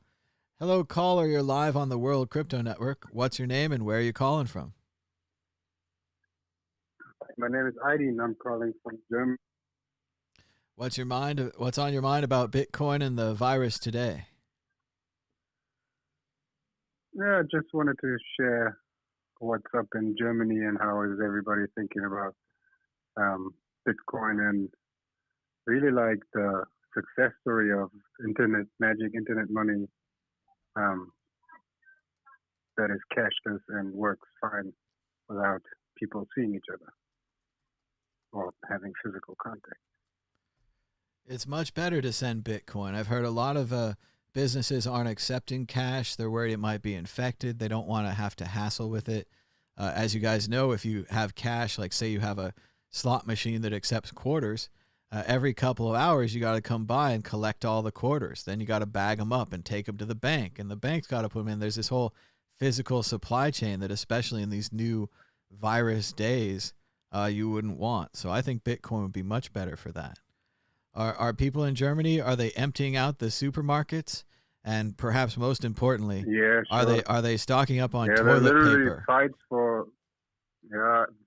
toilet paper in the first place, and then like the goods that that do not rot so fast, they are like completely bought out. There's nothing left. People are even fighting. The other day there was a sack of I don't know, bread or something, and they were literally fighting to have the last one. So it's real, scary sometimes, and And how's the German government responding? Do you think that the government is doing a good job? Are they closing things down? Whether it's good or not, they're pretty damn good organized here. They literally spending money. I don't know where they got it from or what kind of purpose there is really behind. You always think about they needed a reason to print money out of thin air, but they have promised people big sums of money and credit without interest rate for the small businesses that they probably won't even have to pay back. So they're good organized here. And they try to stretch the outbreak so much that they can carry it with the health system, so they're not overloaded on people. But they're not of course they're taking your freedom to go out a little bit. They close down all restaurants, but they're not strictly watching it or controlling it or have martial law. It's still voluntary. Yeah. Well, that's good. Yeah, are most people abiding by it, or are the bars full of people? We have this thing here on the beaches. People really like beaches and they like water, and they're like, I don't care. I'm going to live my life. I'm going to go to the beach one more time. Robble. Despite the fact they could infect everybody else and kill their whole family. Yeah, people are watching each other, so it's not really that they would if they could, or if society would allow it, they would be a little more loose with the rules. But people are really checking in on each other, and it's like still is a bit of Nazi Germany where everybody's watching the other to not risk anything and protect each other. So it's a little bit Old top, habits die okay. hard. Yeah. Yeah, they are. Yeah, really. And in comparison to Iran, I'm between two worlds. My parents are Iranian. We moved here like 30 years ago. And in Iran, it's really horrible. The people are living, they cannot afford to stay off work a day. There's no like quarantine or something. People are dying in thousands, and the government is covering it up. And really horrible in comparison to Germany. I'm very happy that I live here. Although I don't like the country that much, there's nothing, like passionate people in Iran are. The people are very cold, but in crises like these, it's probably better to be here where everything is in place and structured. And in Iran they built a Quran troop or something that does extra prayers every day, but it's not helping the people. I mean, it's quite ridiculous that all the money is spent for an extra Quran praying unit that provides extra prayer. I mean, that's kind of not what the people really need now. So, in comparison, it's too bad I'm really to happy see the to be in priorities go that way. And certainly, if you have a religious government, having a religious prayer unit seems a very logical choice. So it is probably better to be in the German structured society, as much as people might not like that structure sometimes. Other times that structure really works out, right? Yeah, that's what I'm seeing right now. So I need to be happy because my parents are like a risky group. They have problems with the heart. My brother got leukemia 5 years now ago, and he's still a critical group. So I'm very happy that at least from the health perspective, things are covered and taken care of. So I'm glad to hear everybody's doing okay. Just got to stay home, stay in self-quarantine. Let's get through this thing. I'll tell you my favorite story about when I visited Germany. I met a friend of mine, Max's friend, Nathaniel, and Natty said something like, I was joking, and I joke about a lot of things. I think most everything's funny. But he said, Tom, in Germany, we do not joke about work. And I thought that summed up the German people. I really understood them a lot better. I was like, no, they just don't joke about work. It's just not funny to them. So. No, that's quite true. Not about money, not about work. Those are like. That's right. They're serious people. That's how they do it. But I mean, you got to respect it, and they do it. They do a good job. So. That's right. And we need all different kinds of people. We have all kinds of people that are into one thing or another thing. Exactly. If you we're just saying stupid stereotypes or whatever. But if the Italians like food or whatever, if somebody likes food, that's great. And whatever you're into, just be into it. So that's good. Yeah, exactly. That's very true. Yeah, and then people are finding their unique strength, and everyone has to play its part where it can play or where it can support others. I mean, some people are more powerful in some aspects of their life game, and then they can support other people in those subjects. And everybody's finding its uniqueness. So it's not bad after all to check out what can I do, what am I not so good at, maybe where do I need help. And that's right. Just got to keep working on it. We've all got our part we can play. We can all help out. Well, thanks so much for the call, and give me a call anytime. Thank you. All right. I do. All right. From Germany right there. And you can give us a call now at 1-518-600-1949 or on Skype at World Crypto Network, all one word. We're doing the standing up, stretching part of the show, and my knee is still starting to go out. So exciting new pleasures and treasures of getting old. All right. We're checking in with the chat. What's going on? They say Merkel is destroying Germany, so we got some not fans of Merkel. AR says it's a shame that people have forgotten how to pray, or maybe we never knew how. I think that's an interesting segue into the book I'm reading right now. I believe it's called A Maze of Death by Philip K. Dick. And I'm a big Philip K. Dick fan, or as people call him, dickheads. And as a dickhead, I know the worse the title, the better the book. So after you read the initial Philip K. Dick books, and I'm sure you guys have heard of him because every movie in the last 15 years is based on one of his books, Total Recall, Minority Report, so many others, Blade Runner, Do Androids Dream of Electric Sheep, Paycheck, Next, so on and so forth. Just a lot of great Philip K. Dick books, and there's going to be more of them in the future made into movies. He's very interesting. But anyway, the worse the title, the better the book. Maze of Death. One of the interesting things about this book, they're kind of on they're on like a moon base, or they're on some kind of colony, and they pray electronically.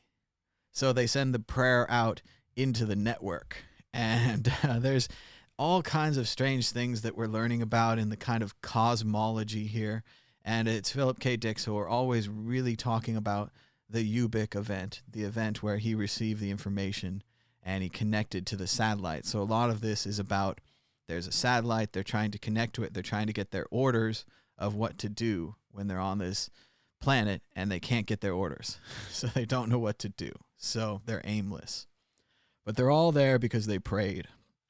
And they prayed electronically. They prayed through the internet or the planet-to-planet network or something. So it's an interesting idea to take prayer and then to give it computers, because I think that the prayers kind of go to the AI, and there were different aspects of the AI that would grant or not grant your prayer depending on what your prayer was about. Kind of like if you'd send it to Santa Claus, or if you'd send it to the Easter Bunny, or which department should this prayer go to. So very interesting stuff. Philip K. Dick, Maze of Death. You can get it on Amazon Kindle. I got it through the Kindle Unlimited program. They have some deals for a couple bucks. You get access to unlimited books, and all the Philip K. Dick books are on there. So you can check that out. Not that expensive, but there it is. Check it out on the Kindle. I agree with AR in the chat. He says, I wish they would make more William Gibson movies. I'm not sure why he doesn't do that. I've always thought Neuromancer would be a fantastic movie, especially if done in gritty black and white, like a film noir. The guy commits several murders early in the book. It's gritty, it's grimy. And then when you go to the world of cyberspace, when he pounds on his deck, when he enters the internet, which is something that Gibson didn't even have when he wrote the book on a typewriter, when he goes in there, that's when the color gets in. So color, internet, black and white world, Neuromancer would be a fantastic film. I'd love to be involved. So, yeah, love Gibson. A lot of the other ones, especially like Iduru, I don't remember very much, but it's about a Japanese virtual reality, like an avatar, right? A sprite, but she's alive. She's real. She's like a pop star like Katy Perry, but as a hologram, a living live hologram.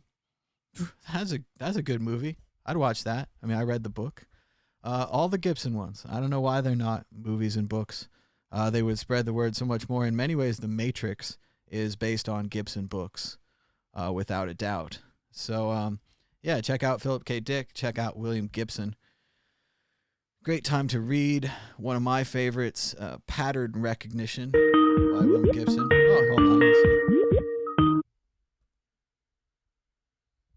Hello, caller. You're live on the World Crypto Network. What's your name and where are you calling from? Hey, hello, Thomas. I can hear you, but we have a bit of feedback, so turn down your speaker. Okay, yeah. One moment. All right, go ahead. What's on your mind about Bitcoin and, of course, everything else that's going on? Yeah, well, let me introduce myself. I'm Sebastian from Amsterdam. I love Amsterdam. Yeah. How's it going in Amsterdam? I heard they closed down a couple of days ago. I saw there were giant lines outside of the weed shops. Everyone was stocking up before going inside. So how'd it go for you? Yeah. Yeah, well, a funny anecdote about that. Like one day before everyone was stacking up all the toilet paper, I just almost ran out of toilet paper, and I thought, let me get something. And I went to the supermarket, and they had a discount, 2 for the price of 1. And I was like, should I buy it? Yes, of course. But then people will think I will be stacking up, and people will be eyeballing me, and should I buy it or not? Should I buy it or not? Oh, fuck it. I'm gonna buy it. And when I was at the counter, the guy in front of me said, are you piling up for the coronavirus? And I went, oh shit. He got me. I wasn't actually piling up, I was just running out. But you know, it is funny how it's a great spirit that you didn't want to do it, and that it's kind of the spirit of Holland and the Netherlands people. They want to work together. They don't want to see that hoarding. But at the same time, I know a lot of my habits at the store were questioned recently, where usually I'm like, save the money, don't buy that, especially with like chips or desserts or something. I'm like, don't buy that. You don't want to eat it, don't buy it. But now with the whole virus, it was one of these fears where it's like, should I buy 2? Yeah. Should I buy 3? Like, this is going to be the last candy bar I ever eat. It's gets scary right quick. So I know why people hoard. It's a pretty obvious like human thing to do, but it can be tough not to. Yeah. I do think it's not a black and white thing. Like, I do think it's a good idea to have some stash, because the majority of the people will get this virus eventually, and you don't want to get outside once you get the virus. So you need to have some food for like a couple of days or maybe even 2 weeks, but you shouldn't buy it all together. I bought for myself like a couple of extra cans, but I didn't buy it all together. I just, every now and then I bought an extra can of food, and then an extra bag of rice, and then some sauce, and here and there I stacked up, but slowly, like not everything all together. So that also made sure that people weren't checking me out from, hey, what the fuck, is he piling up or something? So, and also to not put a lot of stress on the supply chain, because what you see right now, there isn't a really shortage. There's just too much stress on the supply chain. Like, the trucks cannot drive fast enough to get it from the warehouse to the stores. That's a problem currently in the Netherlands. People are like buying as mad because they think there will be a shortage, but there isn't. And there was this little video that went kind of viral from a guy working in a warehouse that stacked toilet paper. And he was just showing the country, like, look, guys, we've got enough. We've got plenty of toilet paper to wipe your ass for the next 10 years. So chill out, everyone. I know. It's just a matter of waiting for the trucks to come. I know people were talking here about the stores being empty. I've heard, and of course I haven't been, and I don't want to go until I have to, but I've heard the stores are restocked. I've heard that it's been 2 or 3 days. Everybody did their panic shop. The stores, they want to make more money. They brought in all the trucks. They reshelved everything. And I hear the stores are fine. I think people are freaked out. They don't really want to be with other people in the store, and they're touching lots of stuff, and they're wearing all the masks. And if you don't have masks, you're wearing scarves and all this kind of stuff, which is good. You need to protect yourself, but it does look a little ridiculous, and the whole social distancing looks a little ridiculous, but obviously we're going to do it. We're going to, it's on now. It's just people look so awkward when doing it. And I guess it's awkward because it is awkward. It's the definition of awkward. So, we're not used to this kind of stuff. It's completely new. We're not used to taking drastic measurements, because we've lived a good life. And we are still kind of living a good life. I mean, I think we're kind of lucky the virus is bad, but it's not that bad. It could be so much worse. Like, for example, if the virus would be like get immune or starts mutating and gets 10% more infectious, or 10% more lethal. That could just have been the case, but it's not. So we're still lucky, actually. And we can deal with this sort of, maybe, but next time we might not have been so lucky. And it's funny, in YouTube, I think most of the people got this recommendation from a TED Talk from Bill Gates about how will we tackle the next global virus. And that video was from 5 years ago. And he saw this coming perfectly. Like, he could have made this video like a week ago, and it would be like, yeah, exactly how he would have predicted it. He nailed it, like what would happen and how we should have responded. But what he discusses is a lot of countries see the biggest threat for society, a war. And that's what countries are preparing for, war. And resource and development and money goes to preventing war or preparing for war. And like Navy SEALs are being trained to act as efficiently and effectively as possible to act in a war. What we should have done, according to Bill Gates, is train medic staff just as good as we train Navy SEAls, so we can tackle this actually viruses if it comes up like it does today. Unfortunately, we haven't, not really. Like, we kind of don't know really what to do with it. We are just improvising along the way, and that's what you see with most governments. We see, oh, we don't want to do too much, otherwise it will damage the economy. But by doing nothing, you damage the economy as well. So might as well, like I've heard you said it before, rip off the bandage. I think that's a good analogy. So yeah. I definitely agree with you. I think we're going to get through this. It's a big challenge, and it's also a learning experience, right? Governments in the future are going to be more prepared for pandemics. They're going to have better checklists. They're going to go down them faster, and they're going to respond quicker. Integration with healthcare, integration with vaccine producers, all these other things are going to be increased. And we might even own a few airlines. We're definitely going to own Boeing. But yeah, it's crazy. It's crazy what it's doing to the markets, the uncertainty, the panic, which again is uncertainty is the worst thing for the markets. They're very organized and serious people. They have these earning reports. They think they're going to sell 1,000 iPhones. They're going to have a great year. This thing comes along. They're not selling any iPhones. They're not even projecting that they can sell any iPhones. They don't know when they're going to be selling iPhones. This is, it's knocked them off their rocker. So that is the worst thing for markets. Yeah. And there's nothing we can do. We just have to wait. We have to put the time in, staying at home, which doesn't help the economy. But it's the only way we're going to fight this virus. It's the only way we're going to slow it down is by all staying home. The funny thing is, I've heard it that in Taiwan, they maybe I actually heard it from you, but I don't remember. In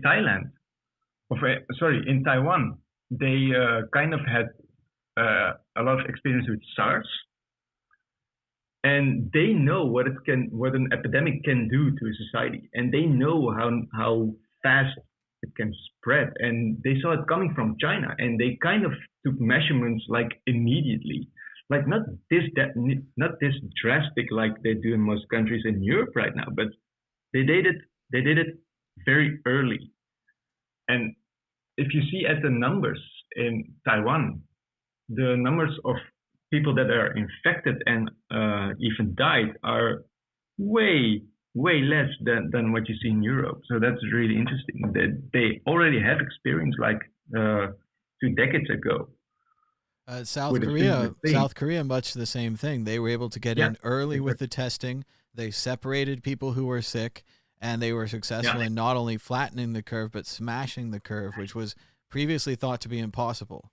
Yes, definitely, I think their experiences with these in the past Like we were talking about earlier, we've kind of lived in a Garden of Eden here in the United States. I remember at 9/11, when that happened, everyone started talking about how we were kind of all Israelis now, and that, you know, their world and the world of Israel and Palestine as well are full of violence and terrorism and uncertainty, and that now the theory was the rest of the world, England and Spain and France and everything we've seen, would be full of uncertainty. And it doesn't happen often, but occasionally there are events in these countries and in the rest of the world that make us uncertain. So much in the same way we came out of that garden of innocence, now we're coming out of the pandemic garden. We didn't have any masks stocked up here at home. We didn't have any gloves stocked up. This has never been a problem for us before, but it's going to be a problem in the future. And if we come out this other side, you can bet, you know, this house is going to have a stock of masks. This house is going to have a stock of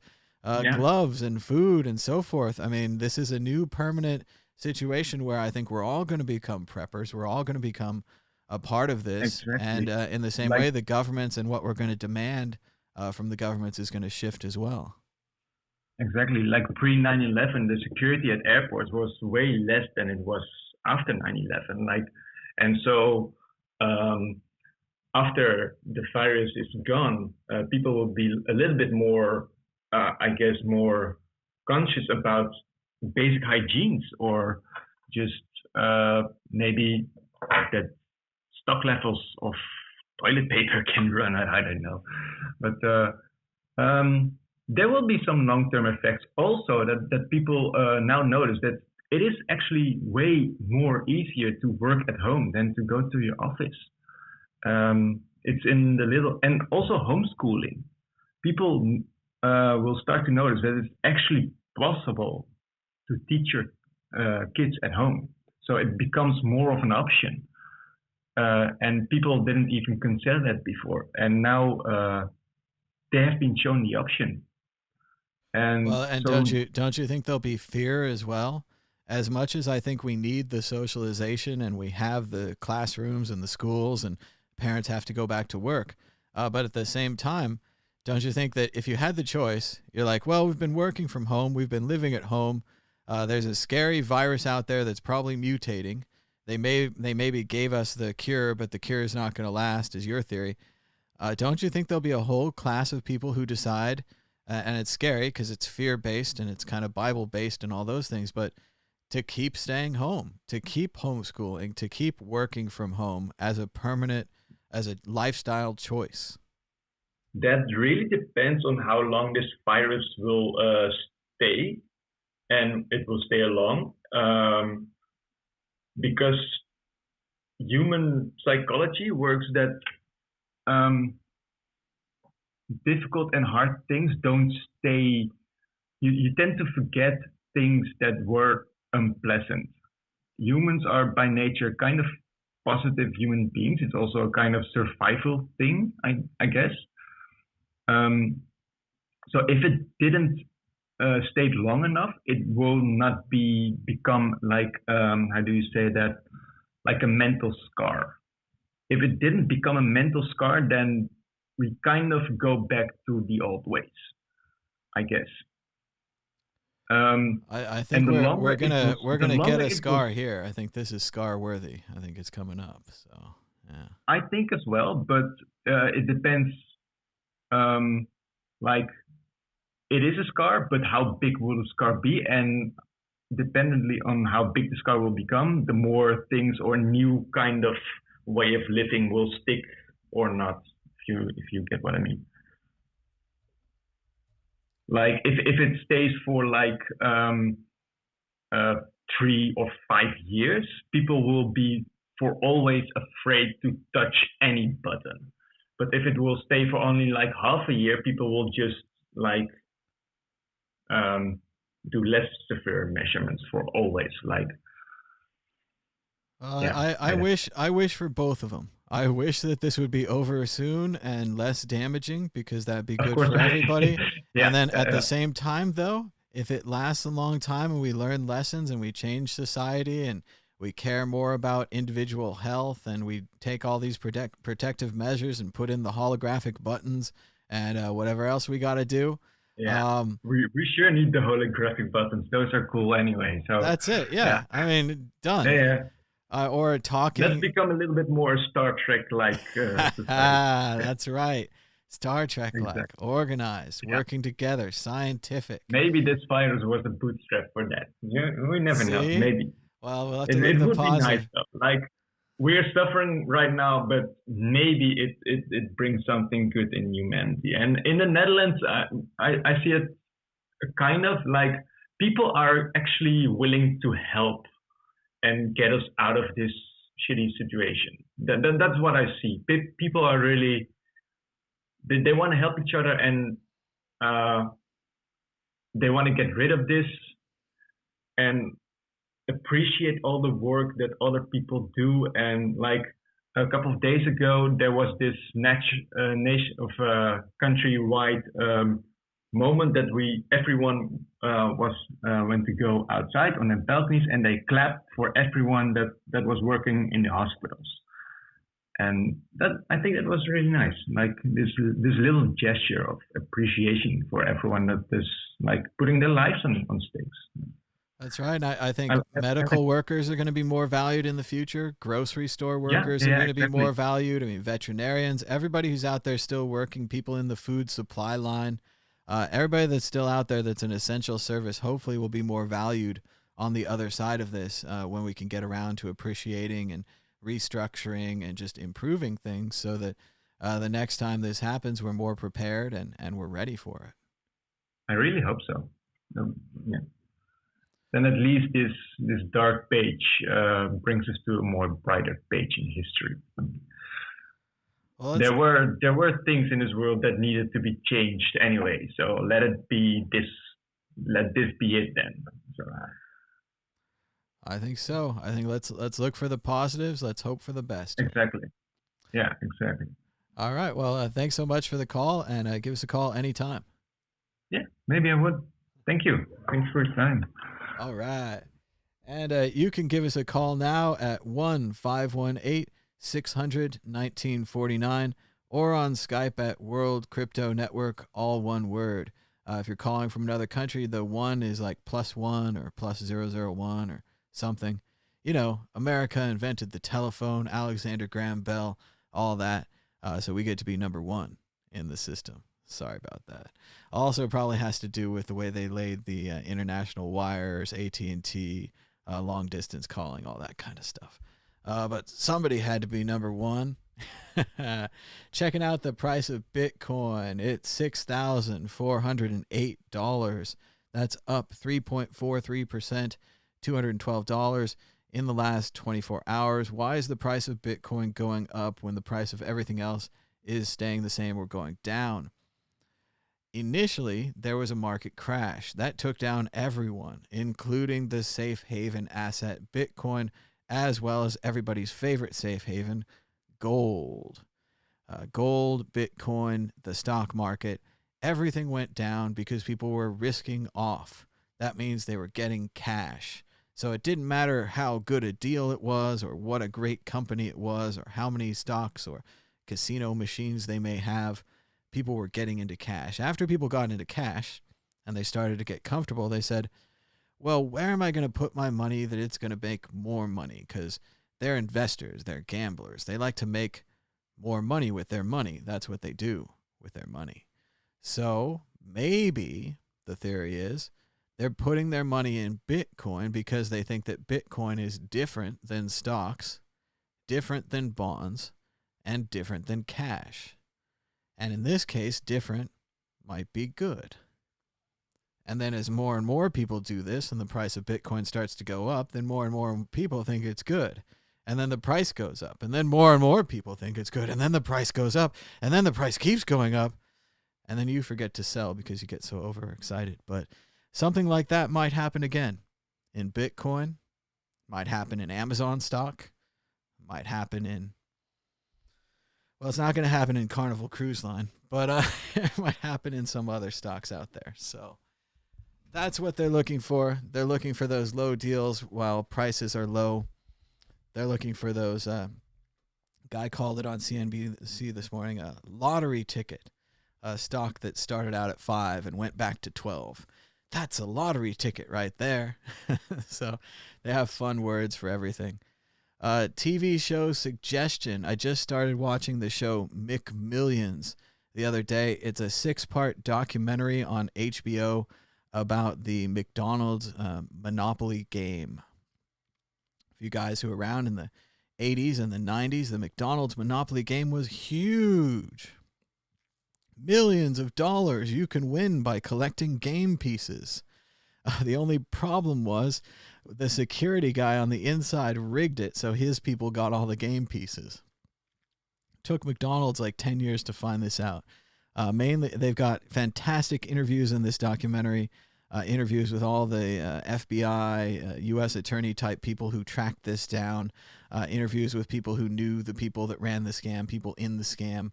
Just the way they did it, the way they unraveled it. It's a fantastic story. So check out McMillions. It's on HBO or streaming or wherever you want to find it. But I think it's a fun show to watch. Some serious fraud, nice and distracting. Nothing about the virus in the show at all. So,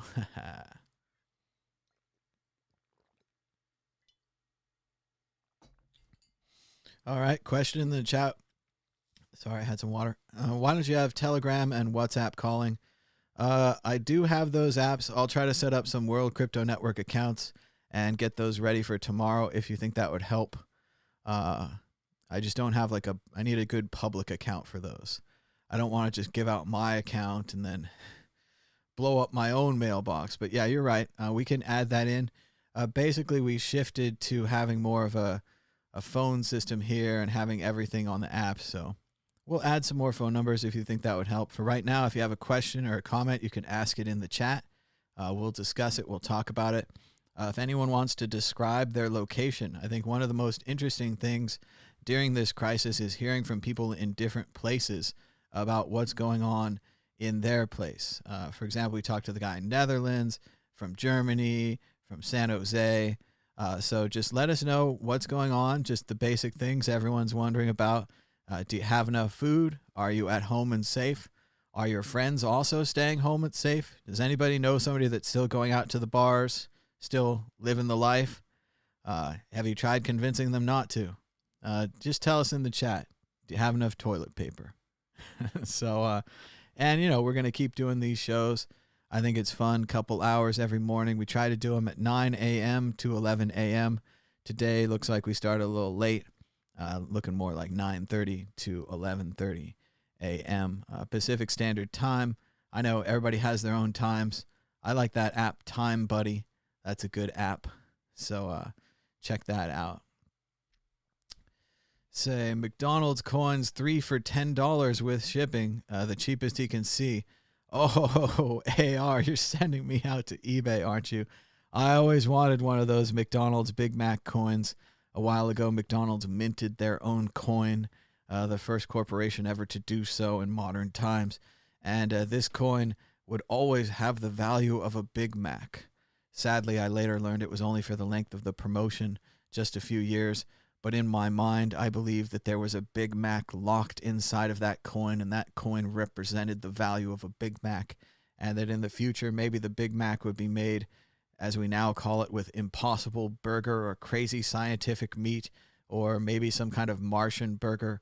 But I would be able to trade that coin in for that Big Mac no matter what happened. But yeah, I definitely got to get me some Big Mac coin. At the time, they were actually selling for above the price of a Big Mac. So there was a premium to get the coin. So McDonald's was successful in minting their own coins. It was pretty cool. AR says he has 2, making me jealous in the chat. Shout out to Mal Nai. She's in South Africa. Or maybe he, sorry, apologies. And South Africa is also on lockdown. There's no school. Work is optional. And toilet paper is still available. So excellent update from South Africa. Welcome to the show. Glad to have you here. It's a worldwide crisis, and everybody's going to do our part. And our part seems to be staying home. So stay home. Let's eat that food that we bought. I hope you bought food and everything's cool. Otherwise, got to go out and get food. But after that, stay home. So there you go. Checking out our top stories, the price of Bitcoin. It looks like it's declined a bit while we've been on the air. We had a couple of ups and downs here. Possible M on the chart. Not exactly symmetrical, though, so badly written M.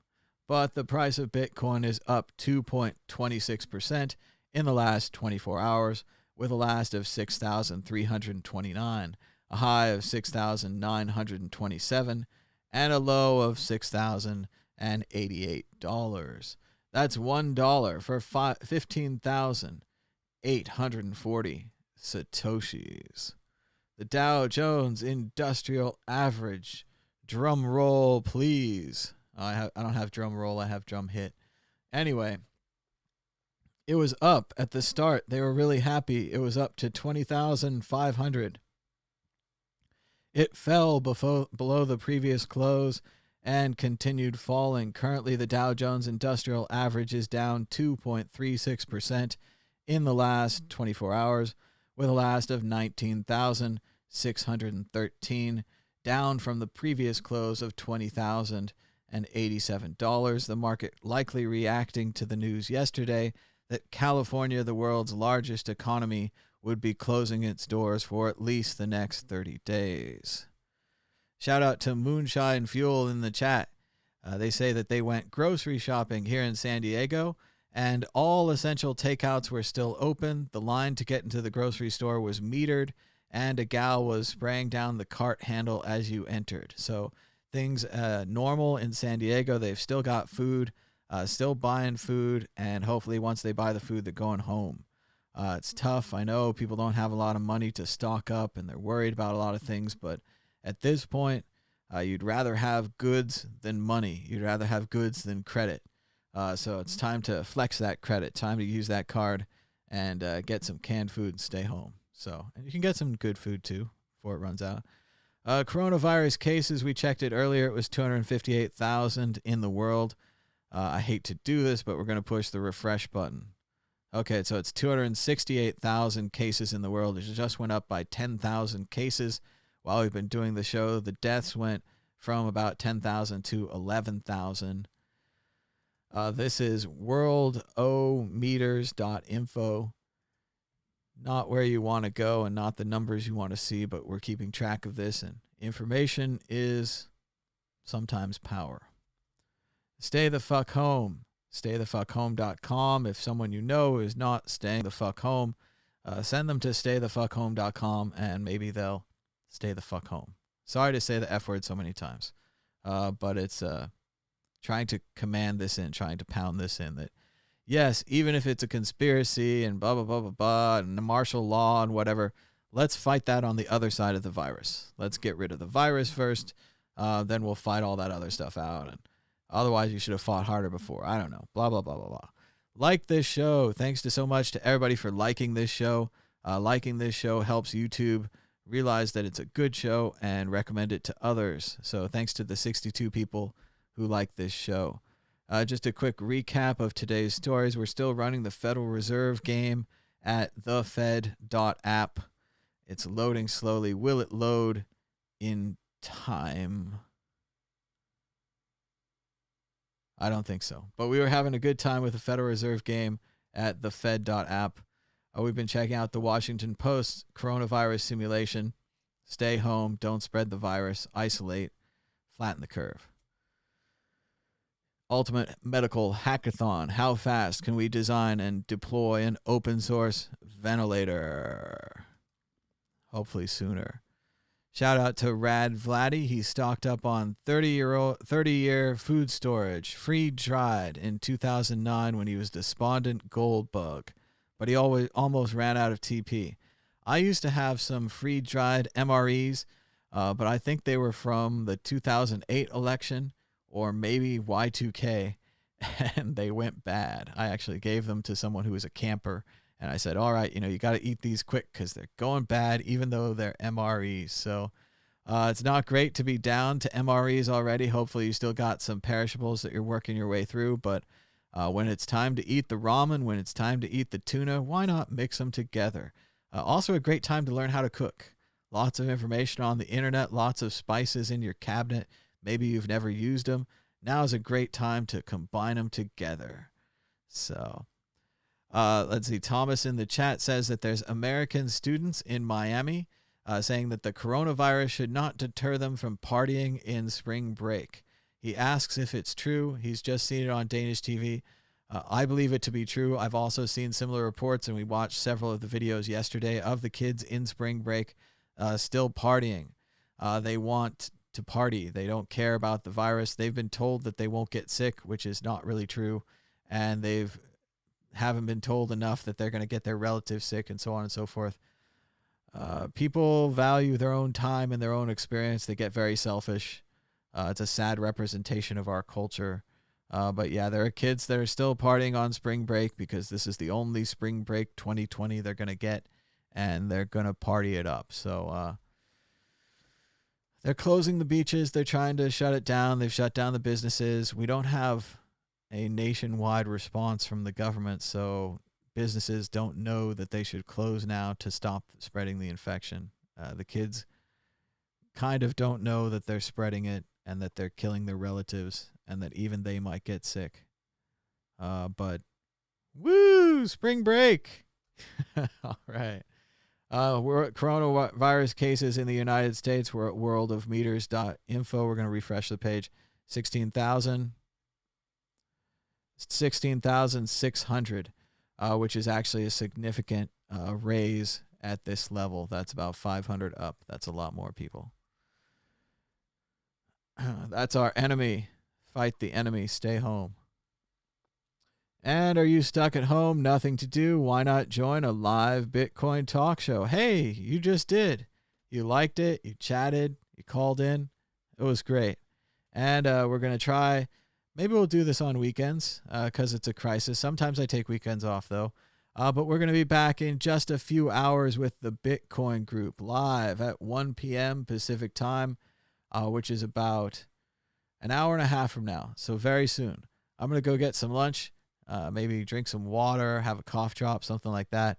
But we'll be right back here in just a few hours for the Bitcoin group live on the World Crypto Network. You can follow us on Twitter at World Crypto Net. I'm at Mad Bitcoins. You can subscribe down below to this video. Hit the bell for notifications. Give us a thumbs up and a share. And we'll be back soon in about an hour and a half. Until next time, bye-bye.